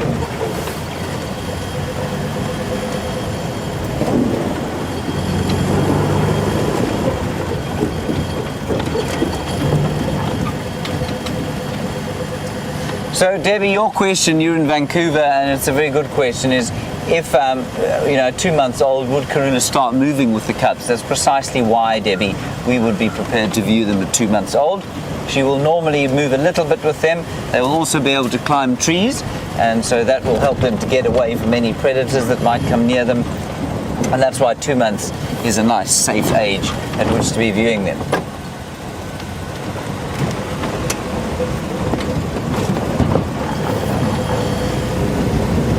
Right, we are now at the water, where there are only impala and a waterbuck. The waterbuck is going to have dinner at Arathusa today, I see that. We will go along this way, actually.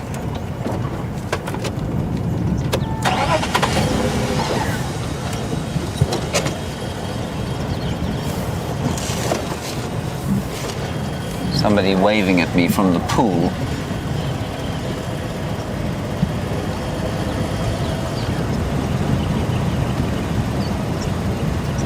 Right. right. Nora, you're on Twitter and you want to know the difference between Arathusa and Vuyatela lodges and how far away they are. Let me just stop over here. The distance between the two is only, actually, as the crow flies, probably about, about 3 miles? So not very far, maybe 4 miles. Not far at all. Vuyatela, of course, is what we call self-catering, in that they don't, they don't provide food for you. You've got to bring that in or order it in advance. But Arathusa is different from that. So there you can see Arathusa Lodge, and there's a waterbuck there, some impala lurking around on the island. And this, this dam hasn't filled up a great deal, I don't think, since the rain. I'm sure there's a bit more water in it, but not a huge amount. And that delightful sound is the sound of frolicking children in the Arathusa pool. I think they belong to the manager. Wonderful place to grow up, of course, the bush. Anyway, let's move on from here.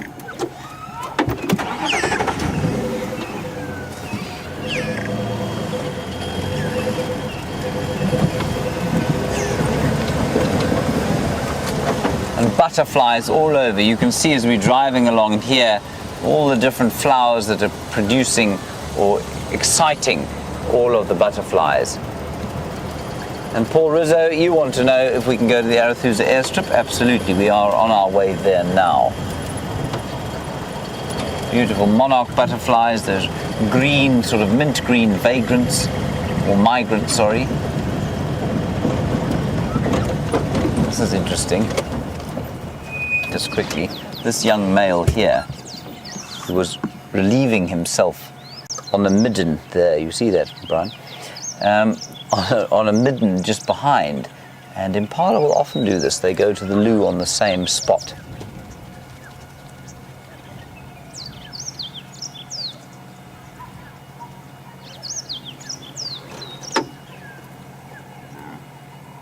You can hear them. Right, on we go.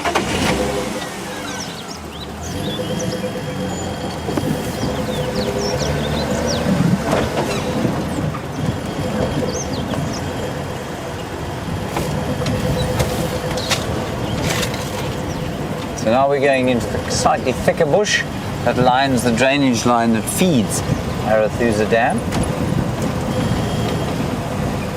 And then we will head towards the airstrip. No sign of those two mating leopards, which is a bit sad. Brian, on the road is a little squirrel. You see him there. Isn't that sweet? Squirrel standing up and looking. So sweet.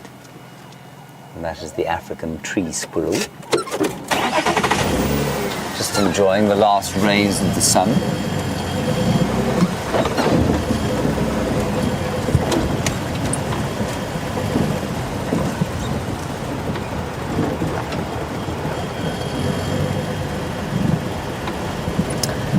Interesting question from Tony here about the leopards.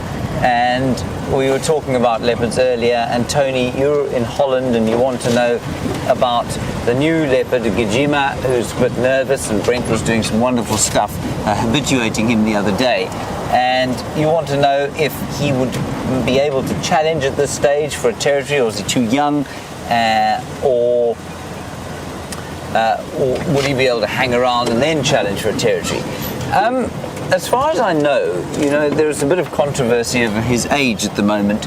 He looks to me like about a 5-year-old leopard, which means that he is going to be slightly too young at this stage to take a territory. In a year or two, he will be big enough, and I think that it's worth his while hanging around precisely where he is, simply because Mvula is not a youngster anymore, and he is kind of in Mvula's territory. Oh, what I think I saw through there. Bless you, Brian. Bless you, Brian. Blessings. And therefore probably quite a good idea for him to hang around precisely where he is. So in 2 years' time or so, he may well be able to challenge Mvula for his territory. But we'll see. You know, these things so seldom play out the way we think they are going to. Mvula might have another 2 or 3 years in him.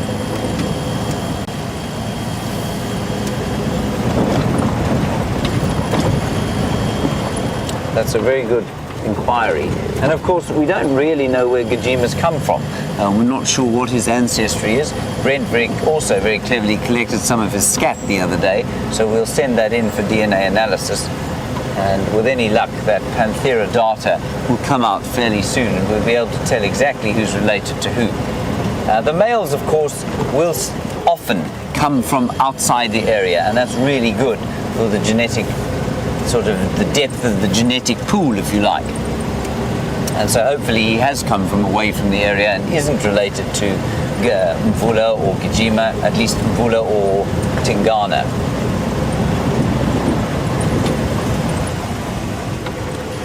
And I mean, likewise, while we don't really want Kunuma and Quarantine to have to go somewhere else, because they are great fun to watch, it will probably be a very good thing if they did go somewhere else, because that would then increase the genetic pool wherever they happen to go.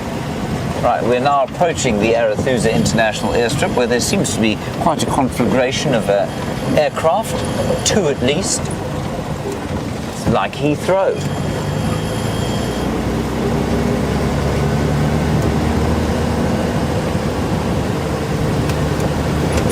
Let's go around the corner here.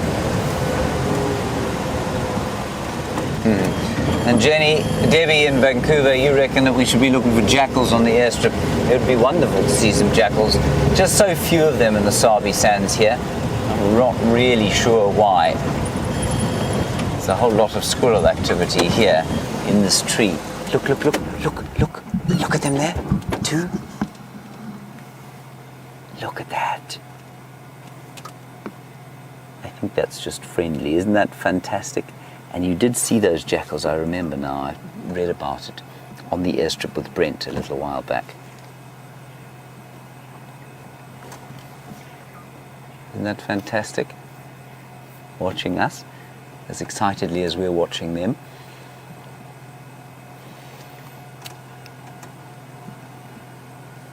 That's a young one. I don't think it's an adult, and I think there's probably 2 or 3 siblings with a mother. Haven't yet gone totally independent. Listen to the birds in the background.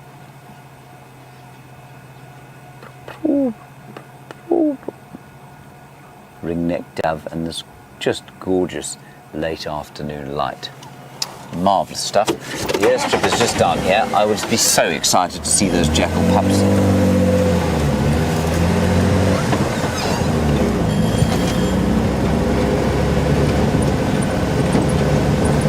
There are 2 aeroplanes on the strip.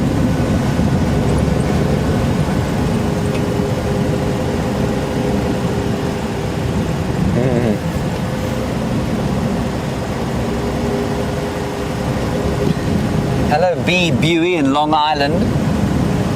This is a lovely question, and I'd be fascinated to know where it comes from and how you know about them.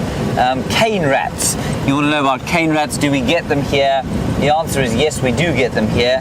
And you want to know if they're introduced vermin? No, not at all. They are not introduced at all. They occur here quite naturally, and they're not actually. They're pretty scarce. There are not many of them around. So yes, we do see them from time to time.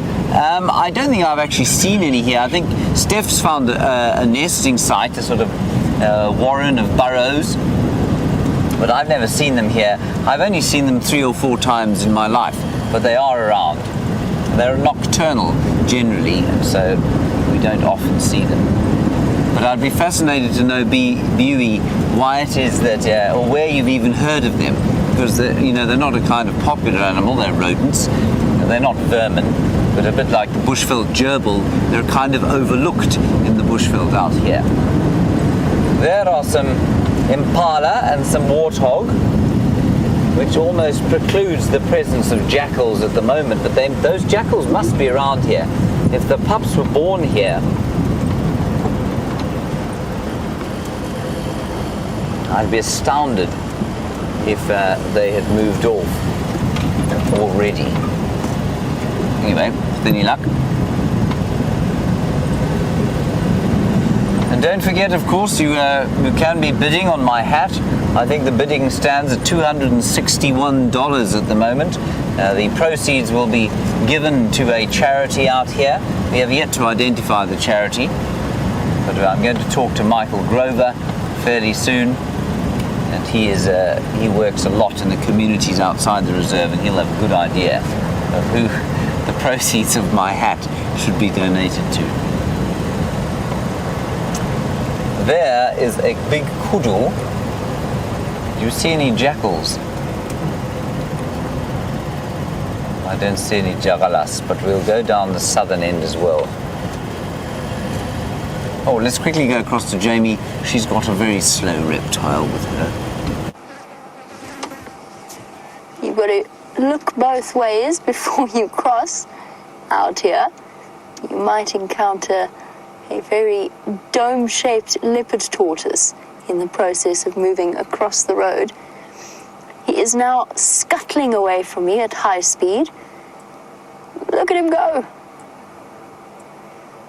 Positively cheetah-esque in his speed. But you can see this one's particularly vividly colored. And you can really get an idea of why they are called a leopard tortoise, except when they hide there behind trees. When they hide behind trees, it's a bit harder to see. Come on, you can do it. No, he's decided that if I can't see him there, then it's the perfect spot to be. He's just coming out now. I'll go forward a little bit. Actually, we might get a better view of his head from here. But there you go. That yellow and black spotted pattern. This one has a particularly large amount of black on him. Definitely more black than yellow. And he's probably, I would say, in the region of 10 years old, maybe a little bit older. Bulldozing his way through the obstacles in front of him. It's been such a pleasure to see as many tortoises as we have recently. After all of the rain that we received, it was just a nice little sign that the rain hadn't arrived too late. And this little guy may well have been on the move in the search for shade when we first encountered him, standing right in the middle of the road, in the little curve there. And he set off at high speed away from us. Quick little, since we have been focusing on this quite a bit, I'll pull over to the side and you can have a look at where his tracks went across. And they've come through very differently in this sand.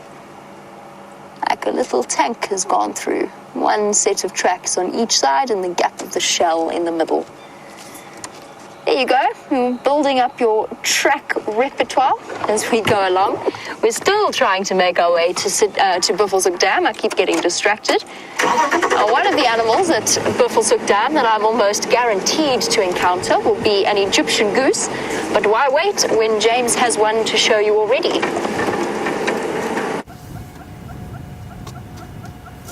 Why wait indeed when there are Egyptian geese walking away from you? And of course Egyptian geese are particularly successful on Arathusa, not so much on Djuma. The parents of the Egyptian geese at the Buffelshoek Dam, where Jamie is now on her way, lost all 7 of their little youngsters earlier this year. One by one they were picked off, probably by marabou storks and possibly the odd other kind of raptor, like a little sparrowhawk or something like that. But these guys seem to do very well. So that'll probably be an adult pair and then some last remaining chicks who are about to go independent. They're not very brave. They were in the water when we came here and now there aren't anymore. There are also 3 kinds of plovers that we have here, or 3 kinds of lapwings. You've got over there, I'm not sure if we can actually see any of them anymore. There is a crowned lapwing. Very nice, well done. We've also got a blacksmith lapwing somewhere around here. I will find one for you, but in the meantime, there's a Senegal lapwing off to the left-hand side, over there. That is a Senegal lapwing. They all like to live in these open areas where they chase around things to eat.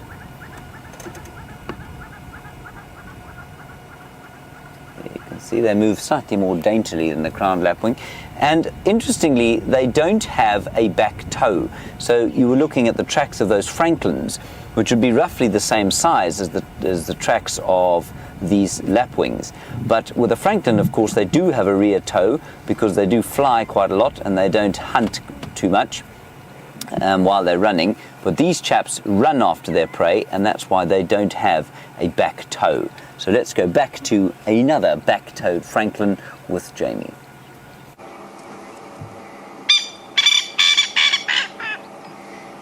Perfect timing. We've got this stunning view of a male Coqui francolin. Andrew. Oops. Just doing, and you can hear the response from another male Coqui a bit further away. Such a wonderful opportunity to watch the bird calling. Seeing a bird doing the call is the best way to learn bird calls.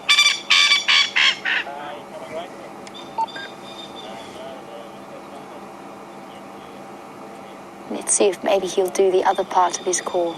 Oh, he's going to call again.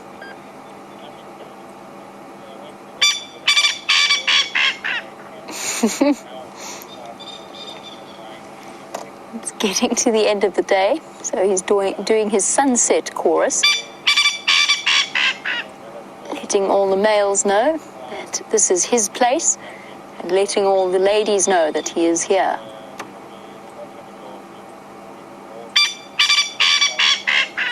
The Coqui being the only species with that, of at least in this particular area, of francolin or spurfowl with that bright orange head. Oh, and he's feeling particularly vocal this evening.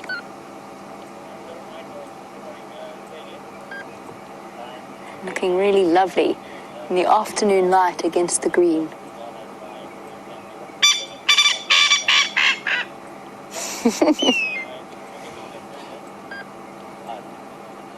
He's so enthusiastic about it. You could hear that grey hornbill in the distance. I was really hoping he might demonstrate the other part of his call, which is the Coqui, Coqui, Coqui, Coqui.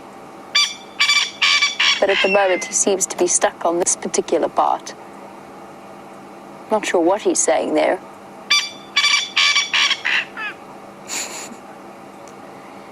And you'll find that forever after, even if we're sitting in a lion sighting with lions sleeping next to us and you hear this sound, you will forever associate it with this call, or with this bird.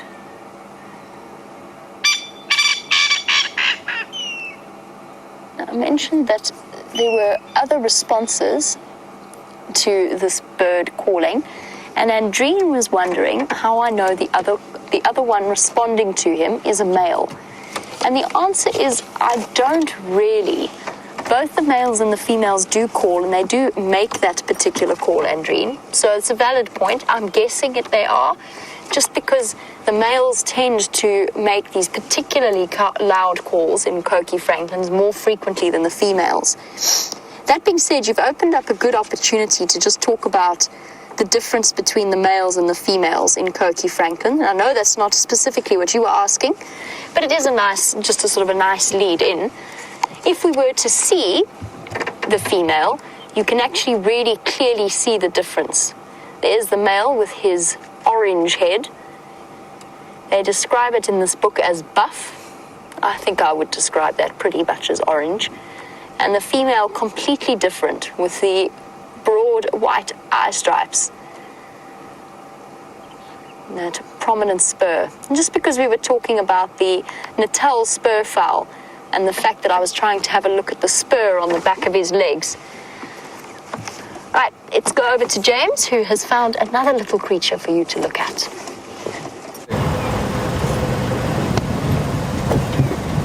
Here are some zebras, everybody. and some impalas. They're the most obvious things that we have there. But there are some zebras in the bushes that I don't wish to frighten off.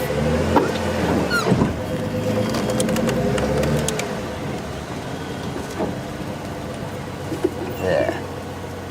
Just see them lurking in the bush there, walking off, unfortunately to the south of where we're allowed to go. Obviously.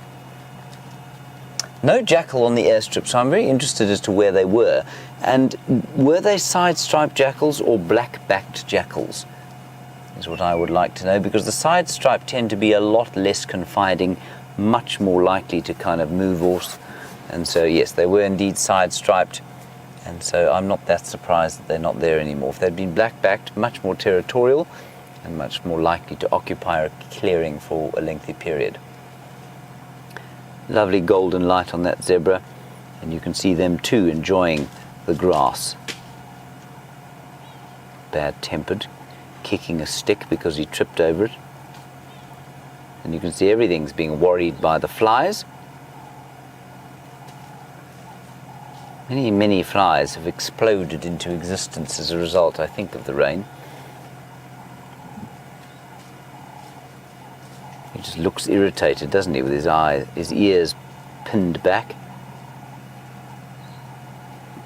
And again, you can see how that colour, that black and white colour, although obvious when they're in the foreground, it really does break up the outline of the animal really nicely. And I think that's precisely why they have stripes. There you can just see that little black and white stripe, the impala looking at us through the bush there.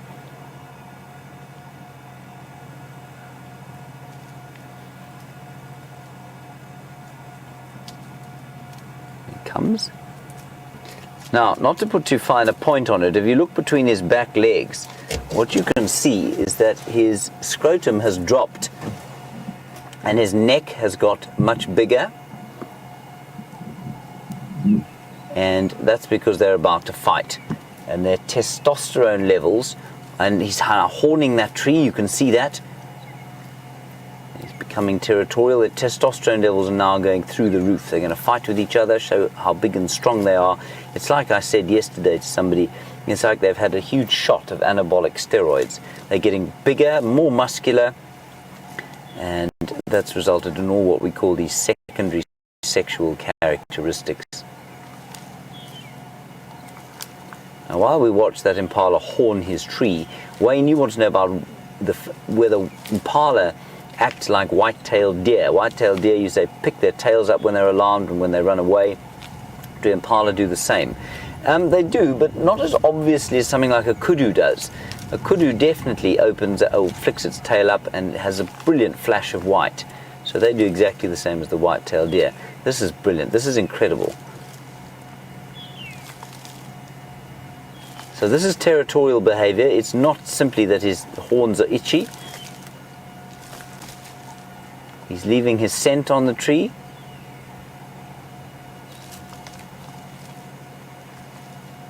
And also probably trying to demonstrate to the other males around the place that he's a tough guy. Does he look tough to you, Brian? Very tough. Very tough. He's showing that tree who's boss. He's showing that tree who's boss. That silver cluster leaf is being owned. The other male is very sensibly stocking up on resources for the real serious business end of the rut, which is the beginning of May. He's not worrying about horning trees at the beginning of April.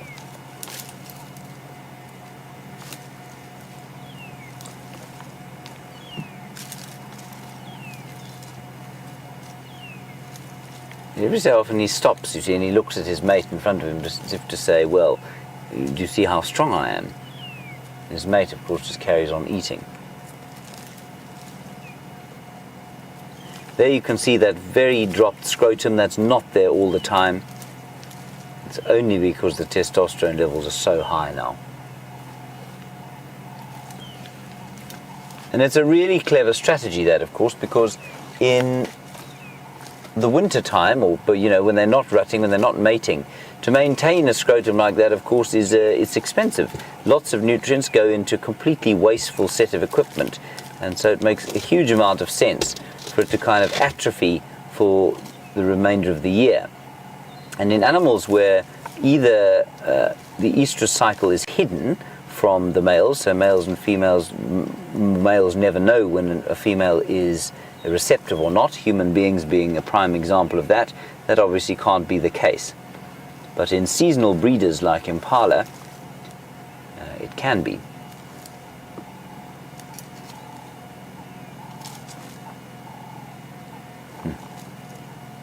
He's going to get himself horribly tangled up there.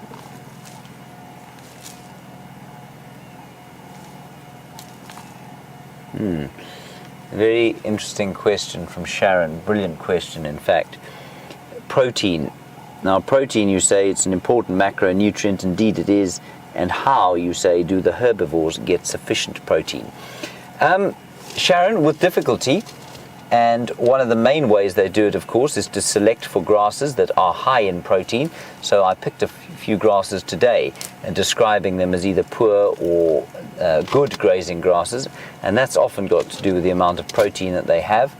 Browsers tend to have a slightly easier time of it because although their food tends to have a lot more in the way of toxins, they tend to be slightly more protein rich. But the main way, Sharon, is through the digestion systems that they have. So a ruminant re-chews his food. Look how thick that impala's neck is. And that's purely a secondary sexual characteristic.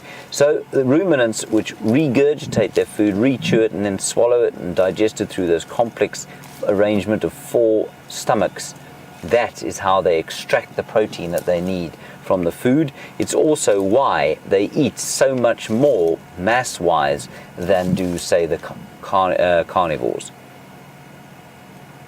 Very good question. But protein absolutely is the limiting macronutrient for a herbivore. And if you look at something like a lion or a leopard, obviously they don't eat carbohydrates at all. It's entirely their energy requirements are produced from the expensive process of either digesting protein and processing it into energy or from fat. And that's a much more efficient way of creating energy, but it's also why the carnivores do so much more sleeping than the herbivores do. That's a wonderful question. Thank you.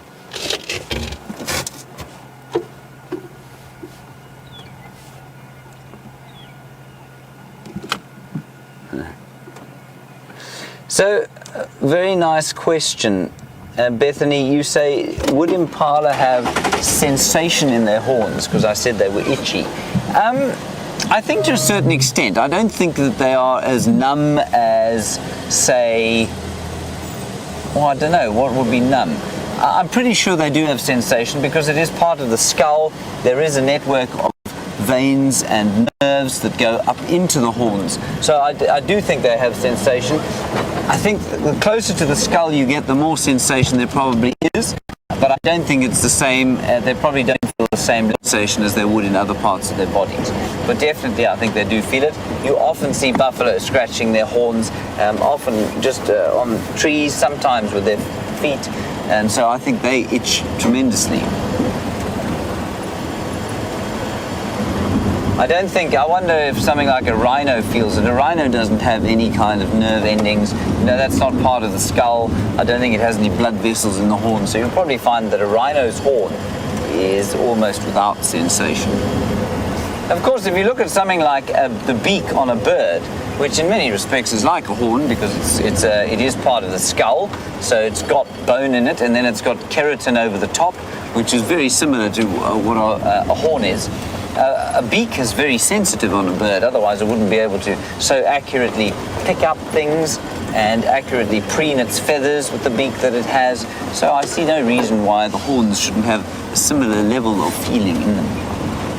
But they are, of course, used for fighting. You don't want to be too sensitive if you're fighting, otherwise you run away and don't sort of seek out the conflict that is required if you want to mate.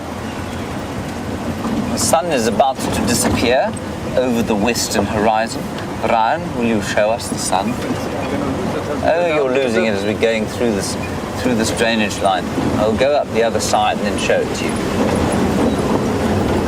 Now, my plan now is to head basically towards where those two mating leopards were earlier today, see if they haven't popped across the boundary, and maybe we can spend the last bit of drive with them. That would be very special indeed. Oh, there's the last bit of the sun. We are quite low down over here.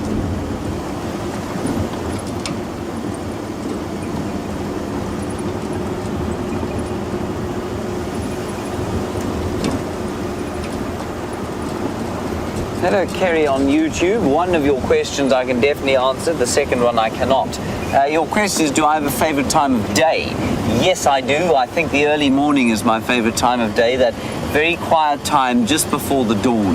That is my favorite time of the day. I mean, I love this time of the day too, but that is my favorite.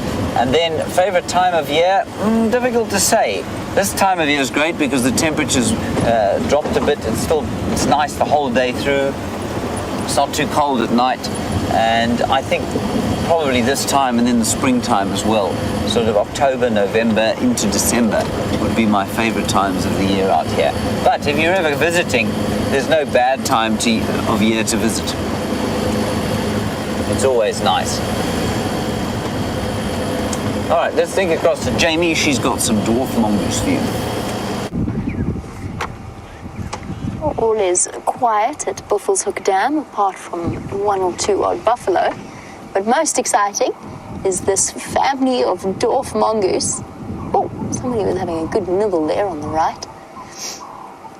And they really are never cease to amaze me at how fascinating they truly are.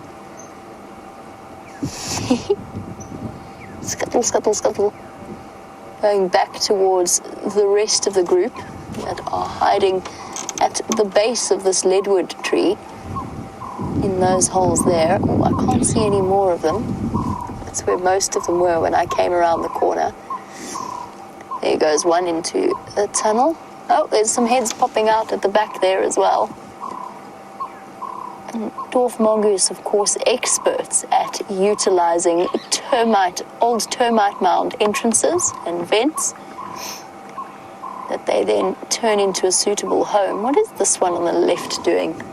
Sniffing for something. Could well be smelling the anal pastes of the rest of the group. Very interested in that particular branch. Yep, there we go. Now anal pasting on top of that scent mark. Now the other one's going to do the same thing. When last did you see a mongoose anal paste like that? Up on its back, right up on its back legs. Oh, there we go again. Very acrobatic. Now, is the second one going to do the same thing? That's a good question. Or is it something demonstrated by the more high-ranking members of the group? Are you going to... Nope, you're not going to do the same handstand combined with the quick anal paste motion. Are the others? Because they're all sniffing there as well. I wonder if they've only just moved into this particular burrow, or moved back into this particular burrow, and are now finding good places to scent mark. Yes, I'm talking about you.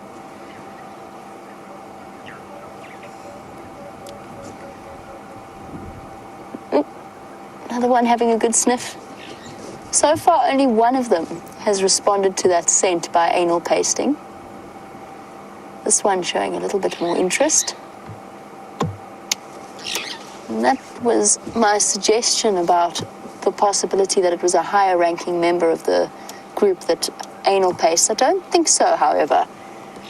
I think that it's more likely to be all of them, just like all hyena members of a hyena clan anal paste. And time to move on, making use of the last few moments of light to forage before deciding where to settle down for the evening. I mentioned the hierarchy within dwarf mongoose families. They have an alpha female and an alpha male. And only those two will breed. They account for about 80% of the births that will happen within a mongoose family. Every now and again, a sub-ranking female does have youngsters, But a lot of the time, those little ones do not survive. Actually very similar social structure to the wild dogs in that respect. And that's because the alpha will make sure, first of all, that her babies get the best access to food, her offspring, and sometimes even actively sets out to kill the offspring that have been born to a lower ranking female. Now, when it comes time to determine who gets the higher rank, instead of fighting it out viciously, as most animals tend to do, the dwarf mongoose have a very different approach, and that is to groom each other until they simply cannot groom anymore. So lick and clean until they cannot continue, and you've got two individuals coated with saliva and sitting panting, exhausted and dehydrated. Basically choosing a new leader through love rather than hate. I think they've moved off into thick vegetation.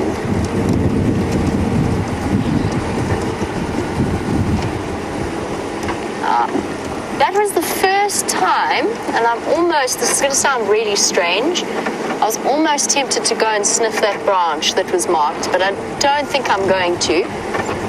Just to get an idea of the different smells and learn about the different smells in this area and what each different smell means. But that is the first time I've ever managed to capture a dwarf mongoose scent marking on a branch. And Deborah was saying this is the first time that she's ever seen this. Deborah, of course, being our self-proclaimed armchair traveler and one of our very regular viewers. She was wondering if perhaps, or whether or not all mongoose species do it, or if it's just the dwarf mongoose, because she said that she's never seen them do that before. And the answer is all mongoose are capable of anal pasting like that. Some might be less inclined to do it than others. Some don't necessarily live in set burrows in the same way that little families or businesses of dwarf mongoose do. So, for example, the yellow mongoose spends a lot of its time above ground, much bigger, much stockier mongoose, not one that we see here. I wonder what startled those, Franklin. I'm not investigating just because I think that they were busy having an argument with each other. So Deborah, all mongoose are capable of doing it. Genets are capable. Honey badgers are capable of doing it, and civets are as well. It's one of the reasons why we speak about the evolutionary connection between, often we speak about the relationship between hyenas and the cat family. They also have a physical similarity to members of the mongoose and the badger family, and that is that anal gland. You might have found that mongoose was also urinating at the same time on that branch. I'm not entirely sure that it was just anal pasting, but I'm fairly certain that it was. And the reason I say that was just the way that it had positioned its tail above the anal gland. So they all have them, and they all will anal paste, but they might be for different areas. Some might mark out territorial boundaries, whilst others are marking the burrows themselves as a message to others. I just found it very interesting that only one of them in that particular situation did it. Obviously, others had come before and anal pasted there. You could see by the interest that they were all showing in it. But it was interesting that it was just the one. I'm slowly making my way back to the area where those alarm calls were coming from, just in case those Inyala were not, just in case those mongoose were not actually crying leopard and that there was something there. Now, just on the subject with our dwarf mongoose, just on the subject of the relationship of the animals, of the different animal species with each other, George was wondering whether or not dwarf mongoose are in any way, or mongoose are in any way related to otters. And I can very much see what you mean in terms of body shape. That was probably a little bit too much to ask. I was going to try and get that puffback shrike on camera, but it dashed off very quickly. So George, you were wondering otters and mongoose. I can see the similarities that you mean. However, they are if they are related, it is via a very distant ancestor. They are a completely separate branch. I'm trying to think which family the otters fall under. and whether or not it's connected to, for example, the honey badger or the mustelids family, but not as far as I know. I think they are completely separate in their classification, but I'll double check that for you, George. I'll just have a check and see. I've got books on the evolutionary relationship between the different animal species.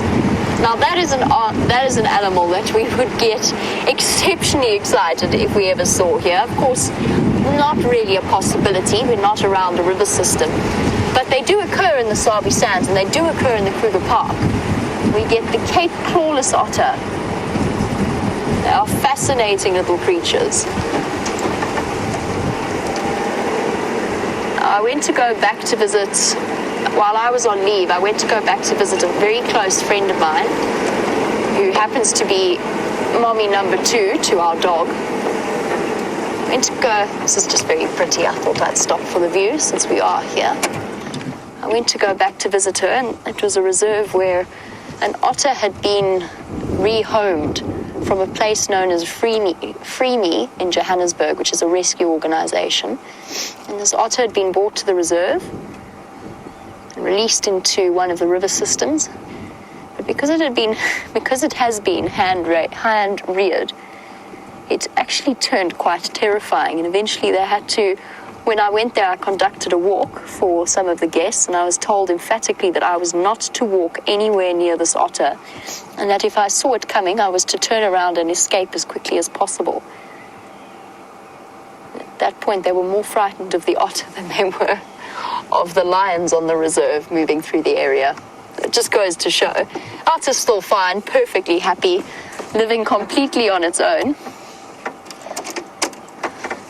I'm on my way back towards our Nyala Road South area where I heard those alarm calls. We do have this beautiful view of the sun. It seems as though James has got one too.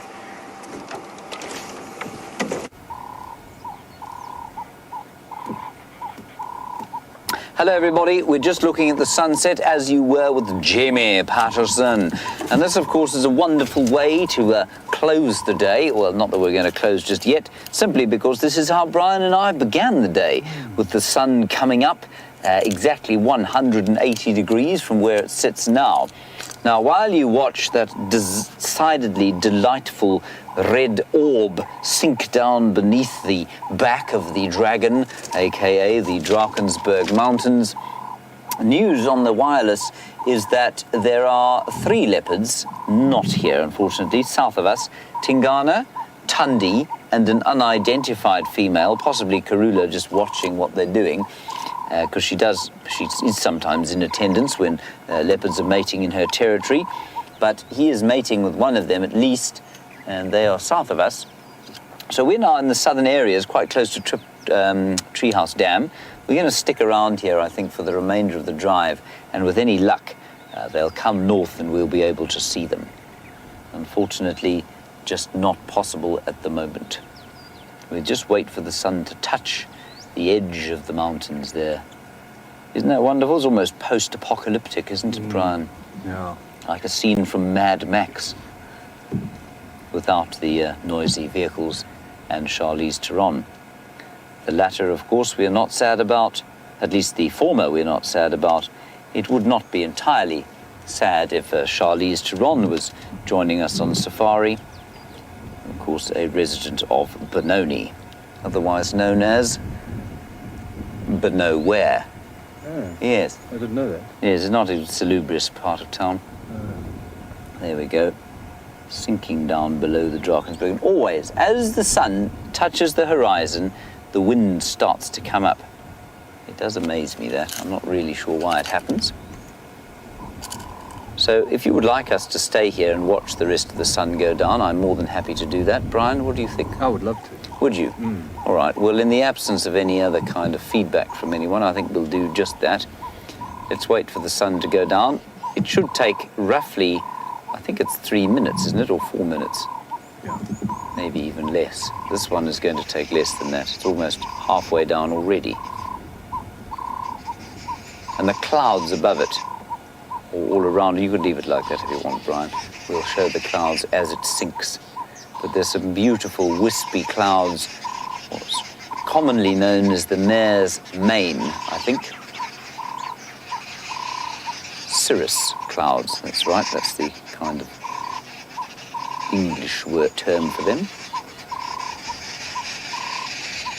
And thank you all for your screenshots of this magnificent sunset. I know some people, very few that I know, but some get a little sick and tired of sunsets all the time. I just love them. I can't help but stop and enjoy them every time I see them. Same with the sunrise. It's almost gone already.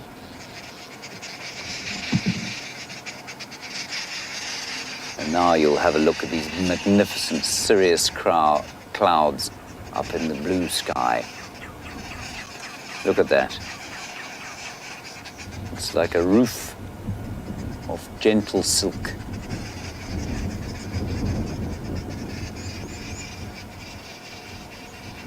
Obviously quite indicative of a very strong wind up there.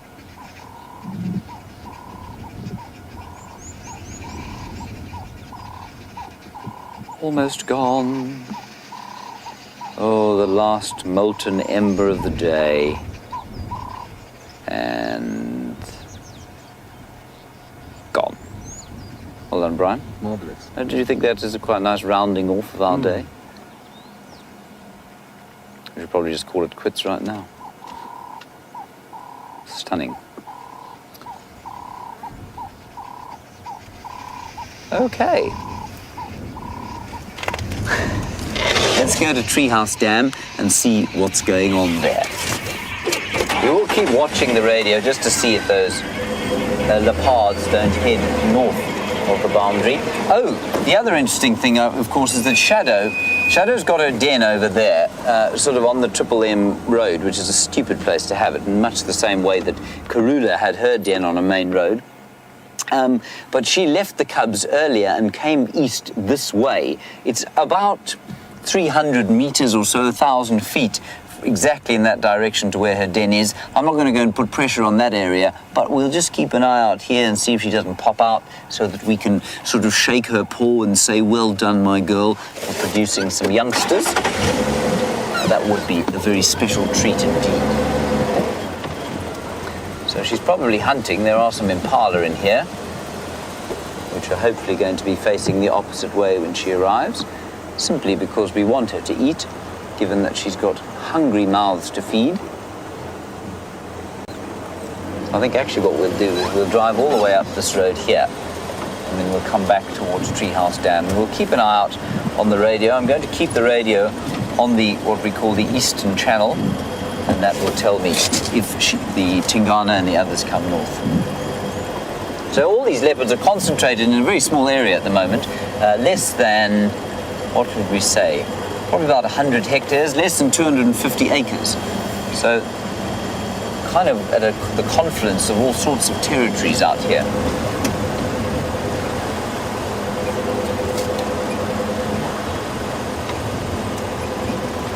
Stations, please keep us posted if any of those animals come north. I'm going to stay on this channel.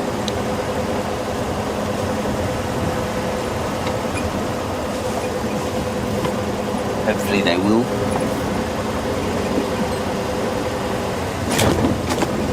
Nothing has come down this road since I came down it at about 11 o'clock today. And my pleasure, everybody, for the sunset. Of course, it wasn't so much me as it was the universe. Oh no. Oh dear. This is terrible news. This is a terrible, terrible tragedy, everybody. Hang on a second. Pinchy Weiner has gone AWOL.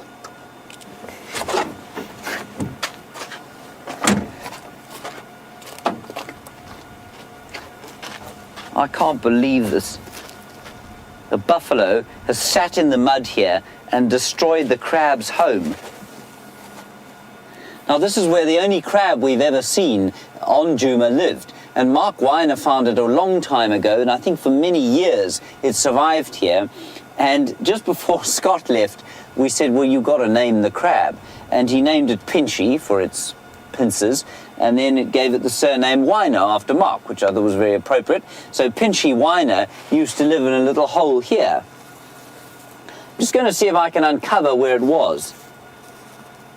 But this is really sad. he made it through such tough times. He made it through the drought, and he lived in a little hole right where my hands are now. And it's gone. Oh, this is dreadful. I feel genuinely bereft. It's, maybe it was in here. No, I don't know. What about that other hole there? Which one? There by your left foot.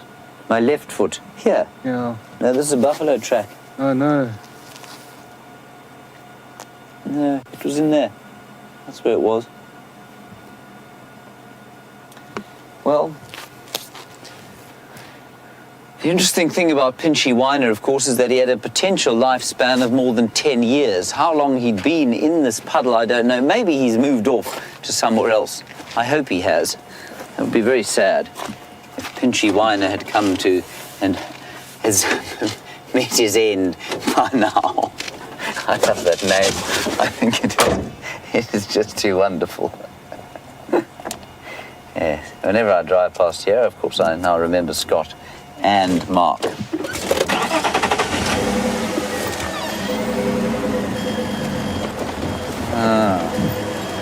And you saw him, James Richard, you say you saw him swimming around with Brent recently. Well, probably not with Brent, but Brent was probably filming him. I doubt he was swimming with Brent, although with Leo Smith, nothing is impossible. But no more Pinchy Weiner in that hole. Very sad day. We'll pretend that he's moved on to fairer climes rather than been buried in his own burrow by a buffalo who just happened to lie down there, squashing his fat bulk against the muddy side of that hole. I shall have to get hold of Scott immediately and tell him that Pinchy Weiner is pretty soft.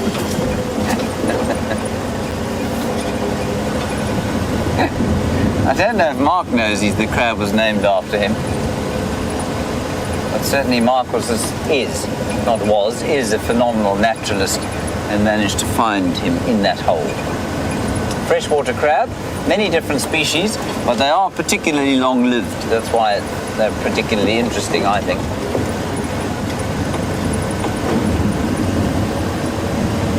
Anyway, we'll have a moment's silence, I think, for Pinchy Weiner.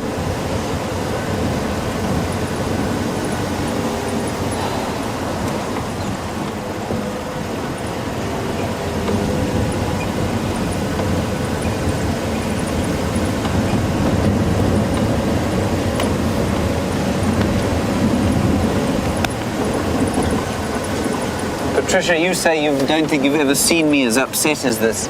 Well, Patricia, it is a somber time now.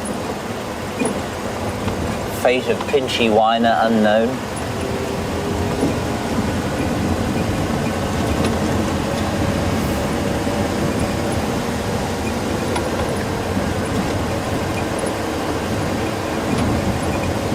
Well, Diane, a very good question. I hope that he will, or maybe he has. You say, won't he just dig his way out if the hole is just buried? Yes, he might. And of course, a crustacean doesn't have the same energy requirements as we do. They don't have to maintain. They don't have to maintain the same kind of body temperature, and so they can go dormant for a long time. And I suspect that he's been dormant for much of his time because, of course, his pathetic little puddle, which is a ridiculous place for a crab to live, is dry most of the time. So, yeah, no, he may well be able to dig his way out. It'd be so wonderful to come along there tomorrow and find that his hole, his little cave, had been reopened. I'd be tempted to pour a bottle of water into his hole just to say, well done, old Pinchy, my boy.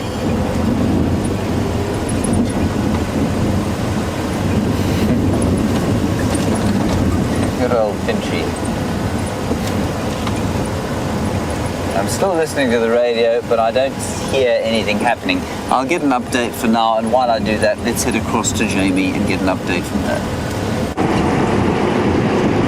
I've got really, really good news for you all, which is one of the reasons why I don't think I've ever done a Ferrari safari for this, but I'm doing one now, and that that is to get to the active hyena den that has been found, drum roll, exactly where we left them.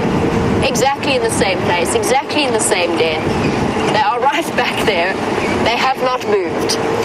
I'm not sure if that's just because they've moved from a den to a den around Aubrey's Road and they've just decided that tonight that's where they want to be.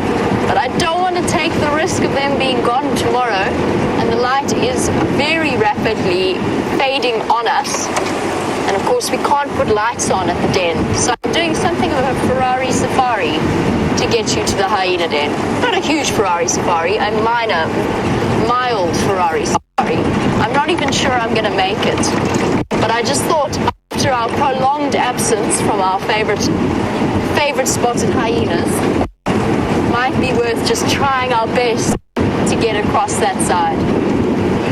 And that combined with the update about Tingana and Tundi with a third unidentified leopard that is most likely Karula has also made me abandon my search for whatever it was that the Nyala were shouting at in the drainage line.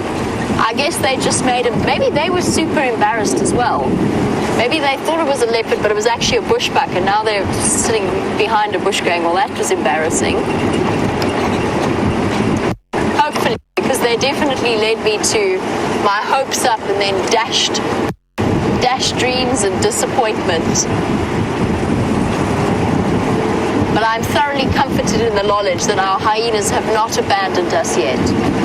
I was starting to wonder where on earth we would start searching for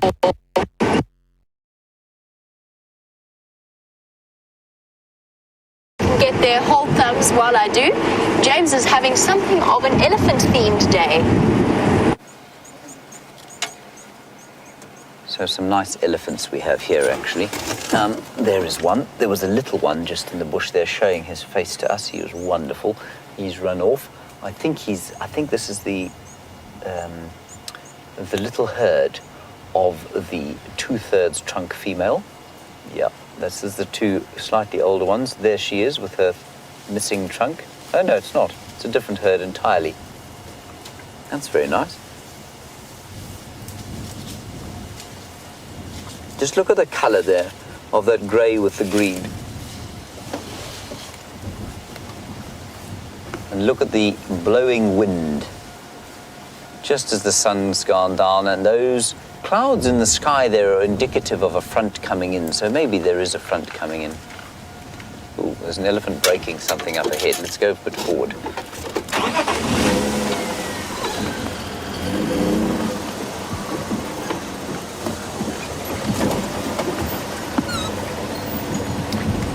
Oh, JD, this is quite a difficult question. I will stop and answer it now. I just want to see, there seem to be sounds of others just up ahead here. Maybe still to cross the road. Here we go. JD, you want to know about whether elephants will leave or abandon sick or deformed animals. The short answer is no. The long answer is sometimes.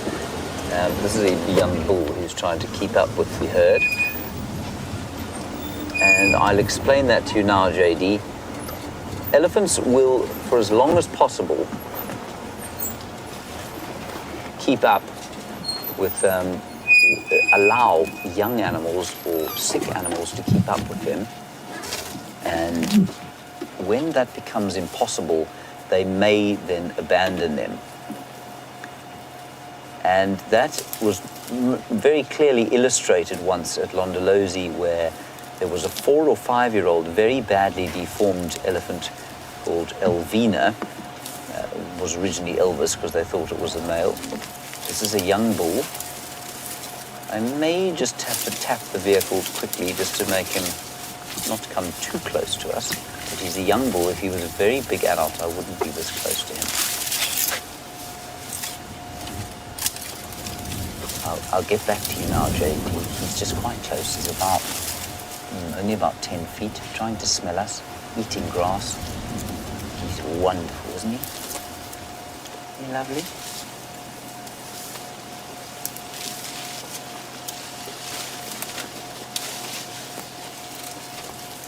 He's very close now. I may start the engine just now, everybody. He's not very old. So that's why I'm prepared to sit this close to him. He's only about 3 feet from us now. There we go. He's probably about 18 or 19, maybe 20. He's not angry with us at all. You can see there how close he is. So we're just going to sit here quietly. If you can't hear me, I'm sorry. I am speaking quietly simply because he is so close.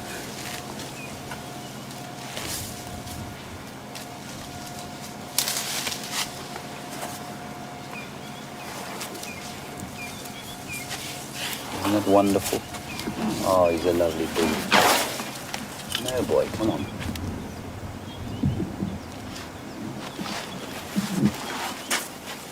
There we go.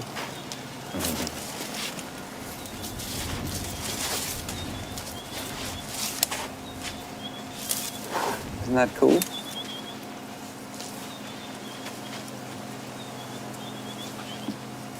That's such fun. So, I mean, wonderful, just sort of dovetail or finish to that story we were talking about.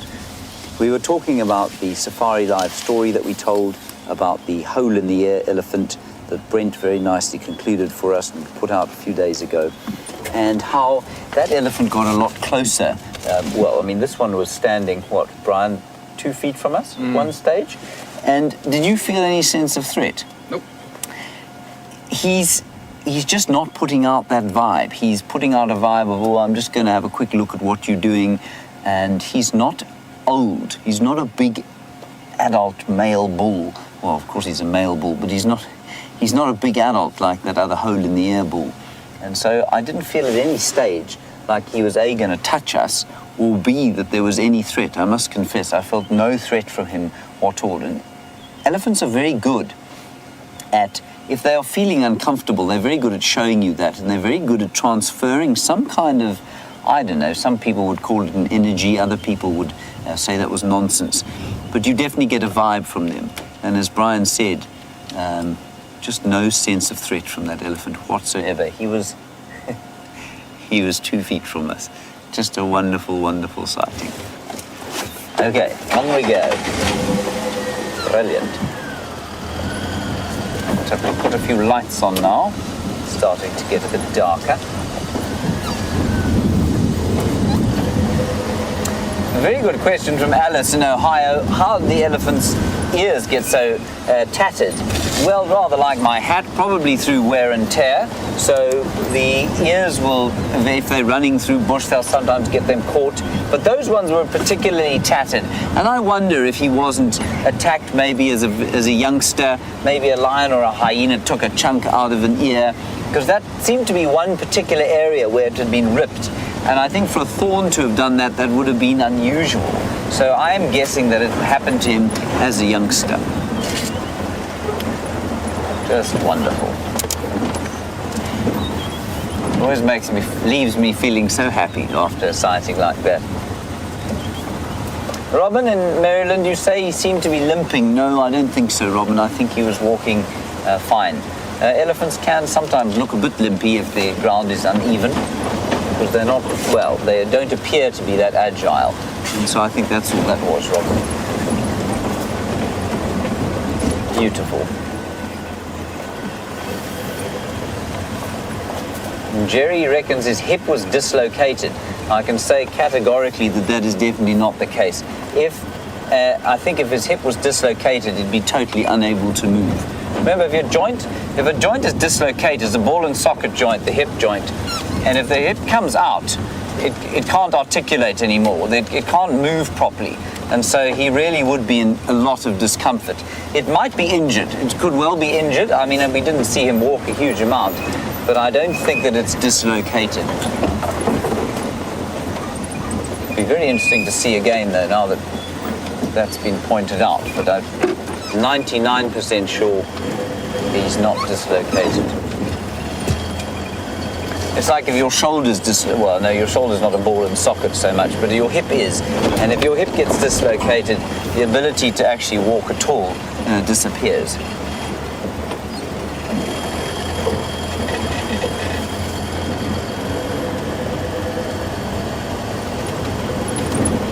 So let's head down now towards Treehouse Dam and the southern, in fact, let's go straight on to the southern boundary and see if there isn't any action coming across this way. Treehouse Dam has been, I don't know, decidedly short on action, I find, despite the fact that it's now got water. And it's amazing how they've turned, all the dams here have turned from fairly unattractive dust bowls, which is what they look like when they don't have water in them, to lovely little focal points of the game drive where we go from waterhole to waterhole to see what's going on there.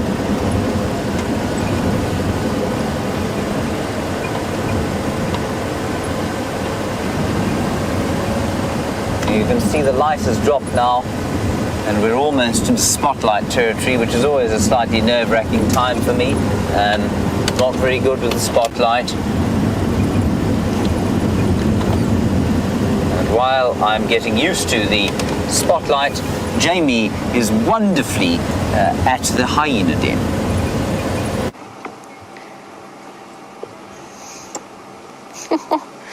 I'm quite bitterly disappointed after all of that. It was active earlier. There was a report from one of the other guides to say that the hyena cubs were out and about. And I raced here in the hope that we would get here before it got too dark. But there's nobody home. That's terribly disappointing. There's lots and lots of fresh tracks though, and I could see where the vehicle tracks came in, so we're in the right place. We just missed out. Maybe the hyenas, maybe the adults have been off elsewhere over the last few days, occupied elsewhere, and they've only been returning back briefly to feed before moving off. Maybe they've just decided that they don't want to be on camera anymore, or at least they want a break from camera. Maybe they've gone on leave. Oh well, it was totally worth it, I guess, for the chance of seeing them once again. But it doesn't seem as though there's any action here at the hyena den, so I guess we will just be carrying on with our drive. Since I'm here, I might as well head across to Sydney's, see if there's any chance of that Birmingham boy making an appearance back in that direction. Hyenas? Nope. I must say, I didn't expect that.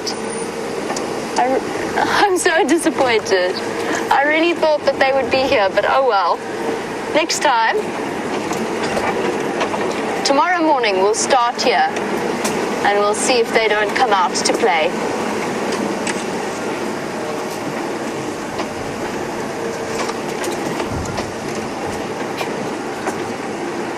Just dodging the stump that I smacked in my haste to get here. No, there's not a sound. There's not a hyena anywhere.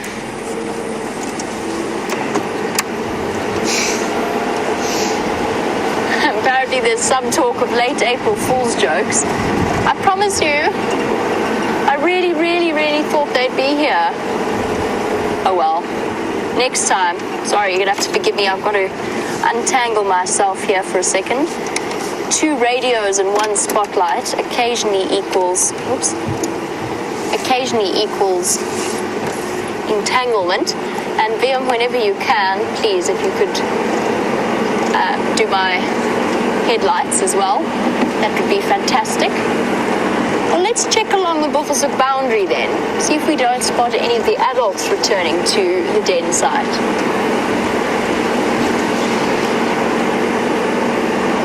At least they're still here.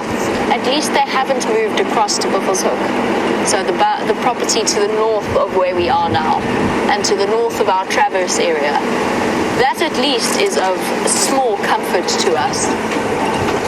Actually enormous comfort to us. I was quite devastated by the idea that they might have moved on to Buffelshoek and that we wouldn't be seeing them for another few weeks. before they decided to come back. It is amazing how attached we have been, or at least I have become, to the different characters at the hyena den.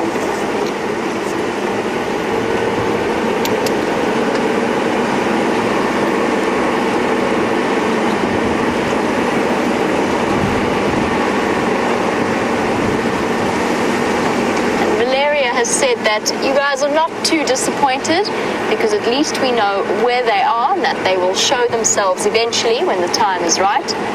It's a good way of looking at things, Valeria. I definitely feel better than I did after my failed search yesterday for the hyenas. It's good to know that at least they are out and about and that they are still there. We just have to wait our chance to get to see them. And I'm not being there as soon as it's light enough tomorrow morning. Depending, of course, on what happens during the evening. I could drive out and there could be a leopard in the middle of quarantine. But barring anything unforeseen,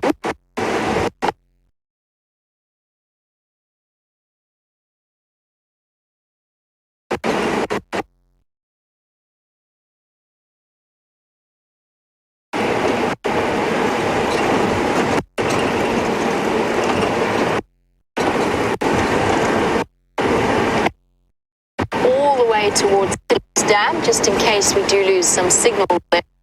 But often along sandy patches, but that has to offer. It's one of my favorite times to be out. It is such an exciting. The sky is just breathtaking. The colors are stunning.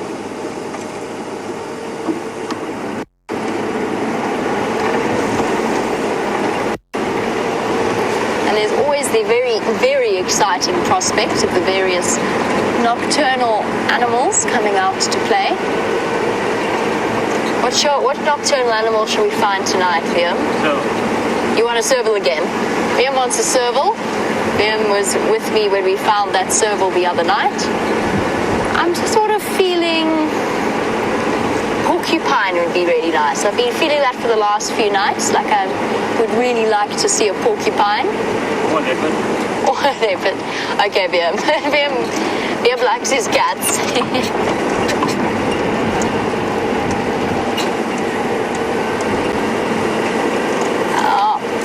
There is an animal that I would absolutely fall over myself if I saw. It's a question from Bev in Durban. She was wondering if we ever get hedgehogs here. Very, very unlikely, Bev. They don't really extend all the way up to the Sabi Sands. Now, correct me if I'm wrong, Bev, but you do occasionally find hedgehogs in the wild around Natal. I have heard that before. I personally have never ever seen a wild hedgehog.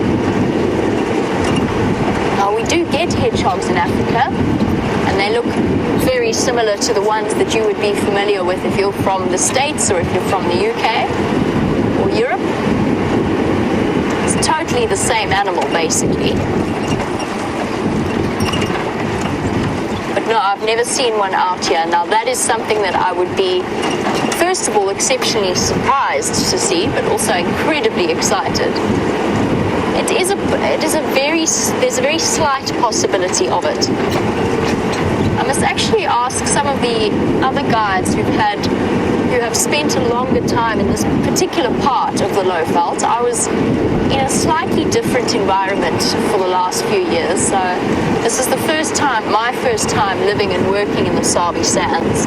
And I'll ask them if they've ever had sighting of hedgehogs. It sounds very, very unlikely to me. But also a little nocturnal creature that would be fantastically exciting. What we're doing at the moment, of course, with our spotlight is looking for any of the eye shine.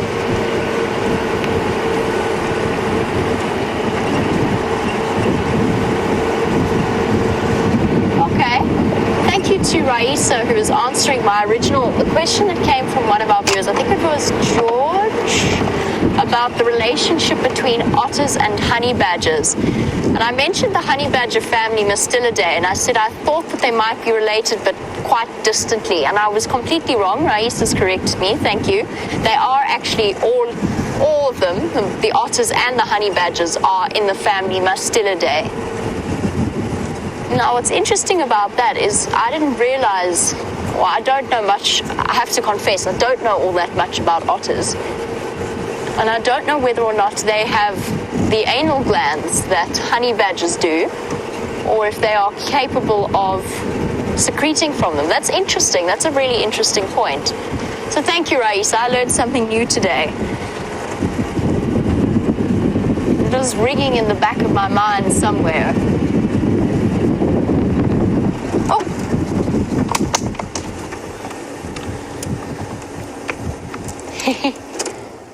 I thought you were a bird for a second, little bush baby. Now, these are always exciting things to find. Tiny, tiny little nochapi, as they're known in Afrikaans, which means little night monkey. A lesser galago, or a lesser bush baby. And this is awesome. Look how he's sticking around, looking at us. You can even see the slight glint to his eyes that we look for when we shine our spotlight. Hello, little one. Oh, look at him looking, using those really large ears to spot insects and other sources of food. Isn't he just adorable? What's down there? Is there anything exciting down there? You can see those, you can even get to see those really flexible fingers of his. Oh, head to the side.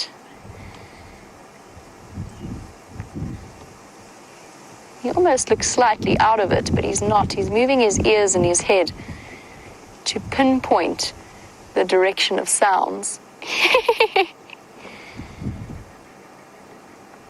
Here we go. Adjusting the posture or the angle of his head to listen. And that, of course, is why we have holes or ear holes on each side of our head. And believe it or not, it's slightly different heights. He's hilarious to watch. It's his way of determining the direction of sound. What's there, little one? Look at that long, long tail, more than the length of his body, to act as the perfect balancing instrument.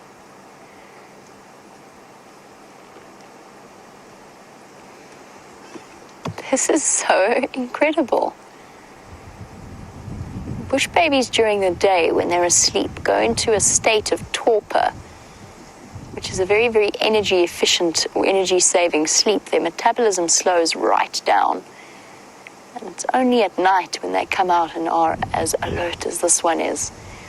He was actually on the ground when I first spotted him, which was why it took my brain a while to register. Oh, are we off?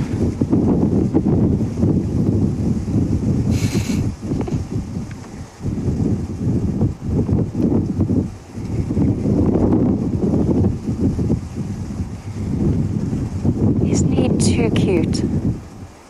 This has got to be one of the best bush baby sightings I've had. Daisy's Place has said this is her best bush baby sighting ever. We had a viewer called Amy.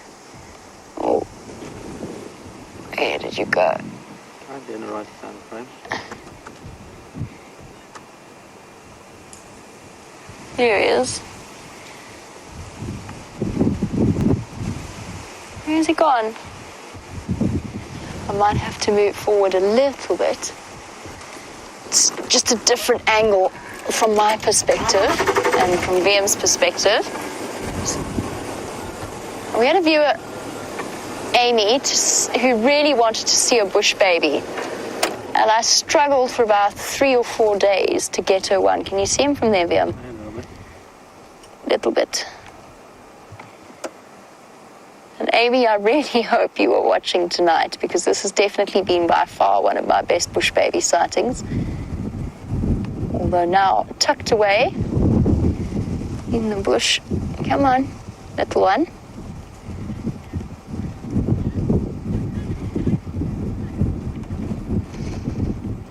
Now, this little one is on high alert, not just because it wants to find food, but also because of the number of threats that could be out here at night. And Cecilia was wondering, well, what kind of predators would a bush baby have? The answer is that one of their biggest predators would be an owl, a gymnogene or a harrier hawk. We saw a gymnogene or a harrier hawk take a baby squirrel out of its nest a couple of days ago, and they are equally capable of delving into bush baby nests, which tend to be very similar to squirrel nests. They're equally capable of pulling baby bush babies or adult bush babies out. Owls, as I said, snakes are also a threat, particularly arboreal or tree snakes. A leopard would be unlikely. A small cat like a caracal or a serval would be a definite possibility. Oh, quick clean of that tail, peering out at us through the leaves. Saw a vervet catch. Oh yes, I forgot about that story. Liam actually saw a vervet monkey catch a bush baby outside of his room and clasp it.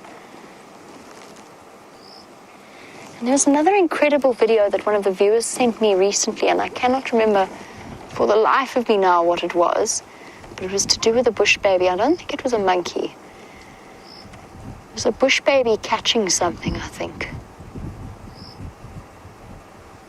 It was a little while ago, and so much has happened since. But yes, VM had a really unusual sighting. I mean, that is unusual to see a bush baby being caught by a vervet monkey. I'm going to take a chance here. I'm going to take a chance and just idle forward ever so slightly, just to see if I can't get that branch out of VM's way. It could go either way. It could also mean make it worse, but let's see.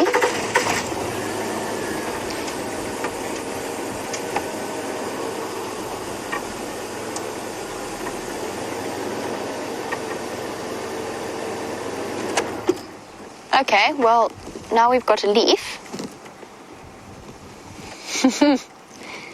But I think that's probably as good as it's going to get. The bush baby's turned around now. It's facing away from us.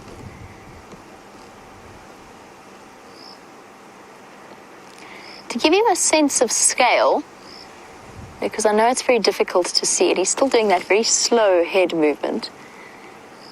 To give you a sense of scale as to how big this little thing is, its body size is probably about the size of a medium-sized rat.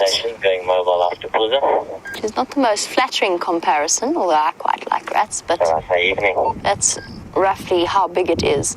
But with the tail's much longer than that of your average-sized rat. Another good clean.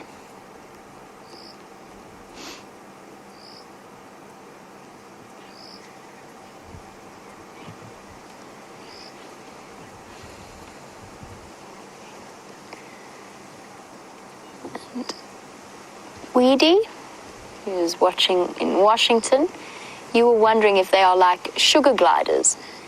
And in a way, yes, they are quite similar. A very similar shape and structure, although obviously without the gliding potential. But they occupy a very similar ecological niche in different places. The bush baby here, obviously, and the sugar glider elsewhere. They do occupy that tiny little arboreal primate type niche where they will feed off or have quite flexible diets. What is this little thing doing?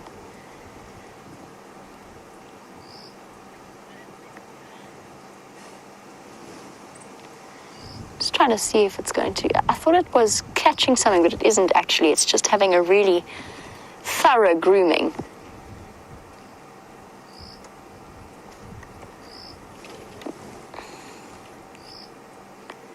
See how unconcerned it is with us. For any new viewers or newer viewers, This is a very, very unusual sighting. Usually when we have bush babies sitting still, it is right around the entrance to their nesting holes. Other than that, we get the briefest glimpse of them before they dash away. We really do not often get to see them washing their paws like this. This one's having a jolly good clean of its tail.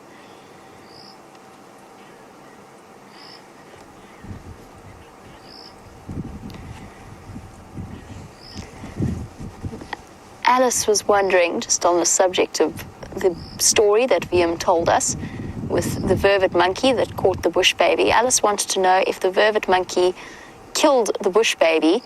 And Viam, if I remember correctly, you said no, it didn't. Yeah, when they saw me, they dropped it and ran. Ah, there we go. Viam saved the life of the hapless bush baby, even if it was slightly unintentional, but nevertheless, he is the hero of the bush baby world. And the monkeys, when they saw him, dropped the bush baby and moved off. And the bush baby was able to make an escape. Did it look sort of paralyzed with fright afterwards, or did it jump away immediately? No, it motored. It motored away. I suppose I would too. Ooh, very itchy nose.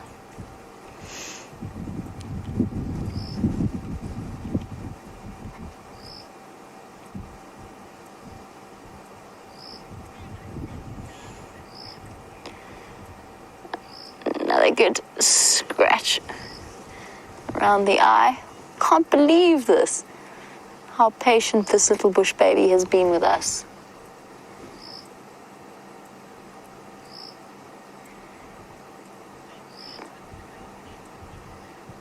And I hear you all are taking amazing screenshots of our special little bush baby. It's been so kind to allow us to spend time with it. Been incredibly entertaining to watch. This has definitely got to be one of the longest bush baby sightings of my entire life, actually. And just fascinating to watch the curiosity with which it's viewing the world around it. Looking up into the trees, looking all around it, looking down. Oh, and is it going to bounce? It looks like it's preparing to. No? Another investigation of what's happening down below.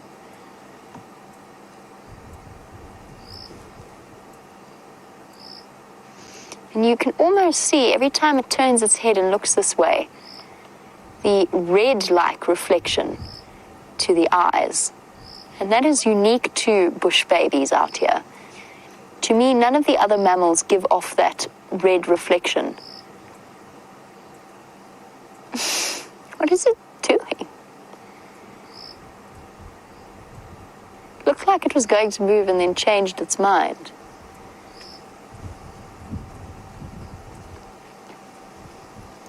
The only nocturnal primate out here, apart from the greater galago or the much larger bush baby,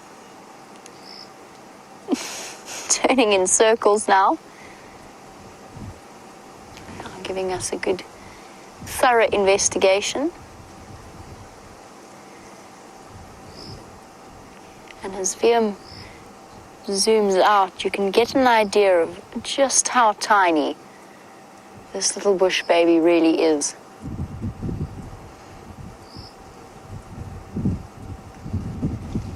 Like it's disappeared.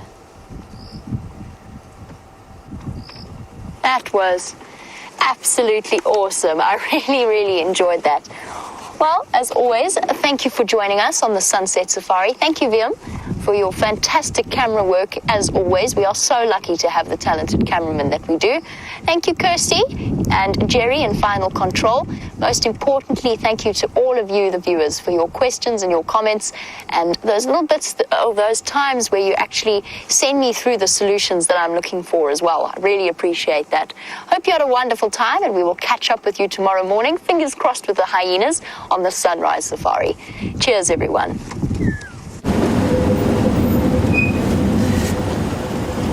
We have found nothing, I'm afraid, everybody. We did do the southern boundary, no sign of any of those three leopards coming across. I'm not that sad, simply because I think it might mean that they're going to come across in the morning when we can view them with some decent light.